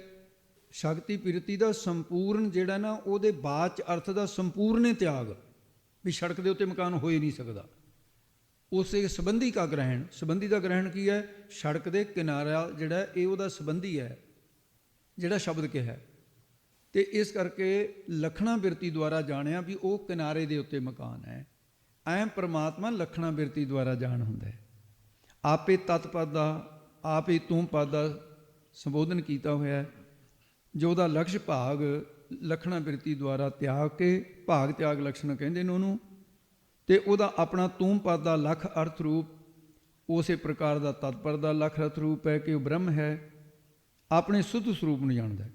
ਤਤ ਪਦ ਦਾ ਭਾਵ ਈਸ਼ਵਰ ਪਦ, ਮਾਇਆ ਵਾਲਾ, ਬਾਚ ਅਰਥ ਨੂੰ ਛੱਡ ਕੇ ਜੀਵ ਦਾ ਅਲਪੱਗ ਬਣਾ, ਬਾਜ ਅਰਥ ਦਾ ਛੱਡ ਕੇ ਸੁੱਧ ਸਰੂਪ ਪਰਮੇਸ਼ਰ ਦਾ ਉਸੇ ਦਾ ਗ੍ਰਹਿਣ ਕਰਨਾ ਕਿ ਪਰਮੇਸ਼ਰ ਹੈ, ਉਹ ਵਾਸਤ ਰੂਪ ਹੈ ਸਾਰਿਆਂ ਦੇ ਅੰਦਰ। ਲਖਣਾ ਬਿਰਤੀ ਦੁਆਰਾ ਜਾਣ ਹੁੰਦਾ ਹੈ, ਇਸ ਕਰਕੇ ਸ਼ਕਤੀ ਬਿਰਤੀ ਦੁਆਰਾ ਨਹੀਂ ਜਾਣ ਹੁੰਦਾ। ਤੇ ਮਹਾਰਾਜ ਸਾਹਿਬ ਜੀ ਫਿਰ ਇਹਦਾ ਸਾਰੀ ਪੌੜੀ ਦਾ ਜਿਹੜਾ ਸਿਧਾਂਤ ਹੈ, 22ਵੀਂ ਪੌੜੀ ਦਾ ਮੁੱਖ ਭਾਵ, ਇਹ ਪੌੜੀ ਦੇ ਵਿੱਚ ਸਤਿਗੁਰੂ ਜੀ ਨੇ ਜੋ ਫਰਮਾਨ ਕੀਤਾ ਵੀ ਪਤਾਲਾਂ ਤੇ ਆਕਾਸ਼ਾਂ ਦਾ ਕੋਈ ਓੜਕ ਪਾ ਨਹੀਂ ਸਕਿਆ। ਆਕਾਸ਼ਾਂ ਦਰ ਆਕਾਸ਼, ਪਤਾਲਾਂ ਦਰ ਪਰਾਰ ਹਨ। ਅੰਤ ਭਾਲਣ ਵਾਲੇ ਉਹਨਾਂ ਦਾ ਅੰਤ ਹੀ ਹੋ ਗਿਆ। ਓੜਕ ਓੜਕ ਭਾਲ ਨਾ ਓੜਕ ਪਾਇਆ, ਓੜਕ ਭਾਲਣ ਗਏ ਸੇ ਫੇਰ ਨਾ ਆਇਆ। ਤੋ ਇਸ ਕਰਕੇ ਵੇਦ ਵੀ ਇੱਕੋ ਹੀ ਗੱਲ ਕਹਿੰਦੇ ਨੇ, ਬੇਅੰਤ ਹੈ ਬੇਅੰਤ ਹੈ। ਮੁਸਲਮਾਨਾਂ ਦੇ 18,000 ਆਲਮ, 4 ਕਿਤਾਬਾਂ ਕੁਰਾਨ, ਜ਼ੀਲ, ਤੌਰਤ, ਜ਼ਬੂਰ, ਉਹ ਵੀ ਕਥਨ ਕਰਦੀਆਂ ਨੇ ਇੱਕ ਖੁਦਾਈ ਹੈ, ਅਸਲ ਵਿੱਚ ਇੱਕ ਪਰਮਾਤਮਾ ਹੀ ਹੈ। ਉਹ ਤੋਂ ਇਲਾਵਾ ਹੋਰ ਕੋਈ ਰਚਨਾ ਜਿਹੜੀ ਹੈ ਦਿਸ ਰਹੀ ਹੈ, ਇਹ ਕੁਛ ਵੀ ਨਹੀਂ, ਉਹਦਾ ਰੂਪ ਹੀ ਹੈ। ਉਹ ਸਭ ਕੁਝ ਧਾਤ ਜਿਹੜੀ ਦਿਸ ਰਹੀ ਹੈ ਸਾਨੂੰ ਹੈ ਕਿ ਧਾ ਜਾਣ ਵਾਲੀ, ਗਹਿਣੇ ਦੀ ਤਰ੍ਹਾਂ ਨਾਸ, ਨਾਮ ਨਾਸ ਹੋ ਗਿਆ ਜਿਵੇਂ ਗਹਿਣੇ ਦਾ। ਉਹਦਾ ਲੇਖਾ ਤਾਂ ਲਿਖੀਏ ਜੇ ਕਿਸੇ ਕੋਲ ਉਹਦਾ ਲੇਖਾ ਕੀਤਾ ਜਾਵੇ, ਕੋਈ ਲੇਖਾ ਲਿਖ ਸਕਦਾ ਹੋਵੇ। ਲਿਖਣ ਵਾਲੇ ਦਾ ਆਪਣਾ ਜੀਵਨ ਸਮਾਪਤ ਹੋ ਜਾਂਦਾ ਹੈ। ਉਹ ਵਾਹਿਗੁਰੂ ਵੱਡਾ ਕਹੀਦਾ ਹੈ, ਜੋ ਆਪਣੇ ਆਪ ਨੂੰ ਆਪ ਹੀ ਜਾਣਦਾ ਹੈ, ਹੋਰ ਕੋਈ ਨਹੀਂ ਜਾਣ ਸਕਦਾ। ਇਸ ਪੌੜੀ ਦੇ 82 ਅੱਖਰਾਂ ਦੇ ਵਿੱਚ ਮਹਾਰਾਜ ਸਾਹਿਬ ਨੇ ਇਹ ਬ੍ਰਹਮ ਗਿਆਨ ਕਥਨ ਕੀਤਾ ਤੇ ਇੱਥੇ ਹੁਣ ਸਮਾਪਤੀ ਹੁੰਦੀ ਹੈ। ਭੁੱਲਾਂ ਚੁੱਕਾਂ ਜੀ ਸਤਿਗੁਰੂ ਖਿਮਾ ਕਰ। ਲੇਖਾ ਹੋਏ ਤਾਂ ਲਿਖੀਐ, ਲਿਖਿਆ ਹੋਏ ਵਿਨਾਸ਼, ਨਾਨਕ ਵੱਡਾ ਆਖੀਐ, ਆਪੇ ਜਾਣੈ ਆਪ। ਵਾਹਿਗੁਰੂ ਜੀ ਕਾ ਖਾਲਸਾ, ਵਾਹਿਗੁਰੂ ਜੀ ਕੀ ਫਤਿਹ।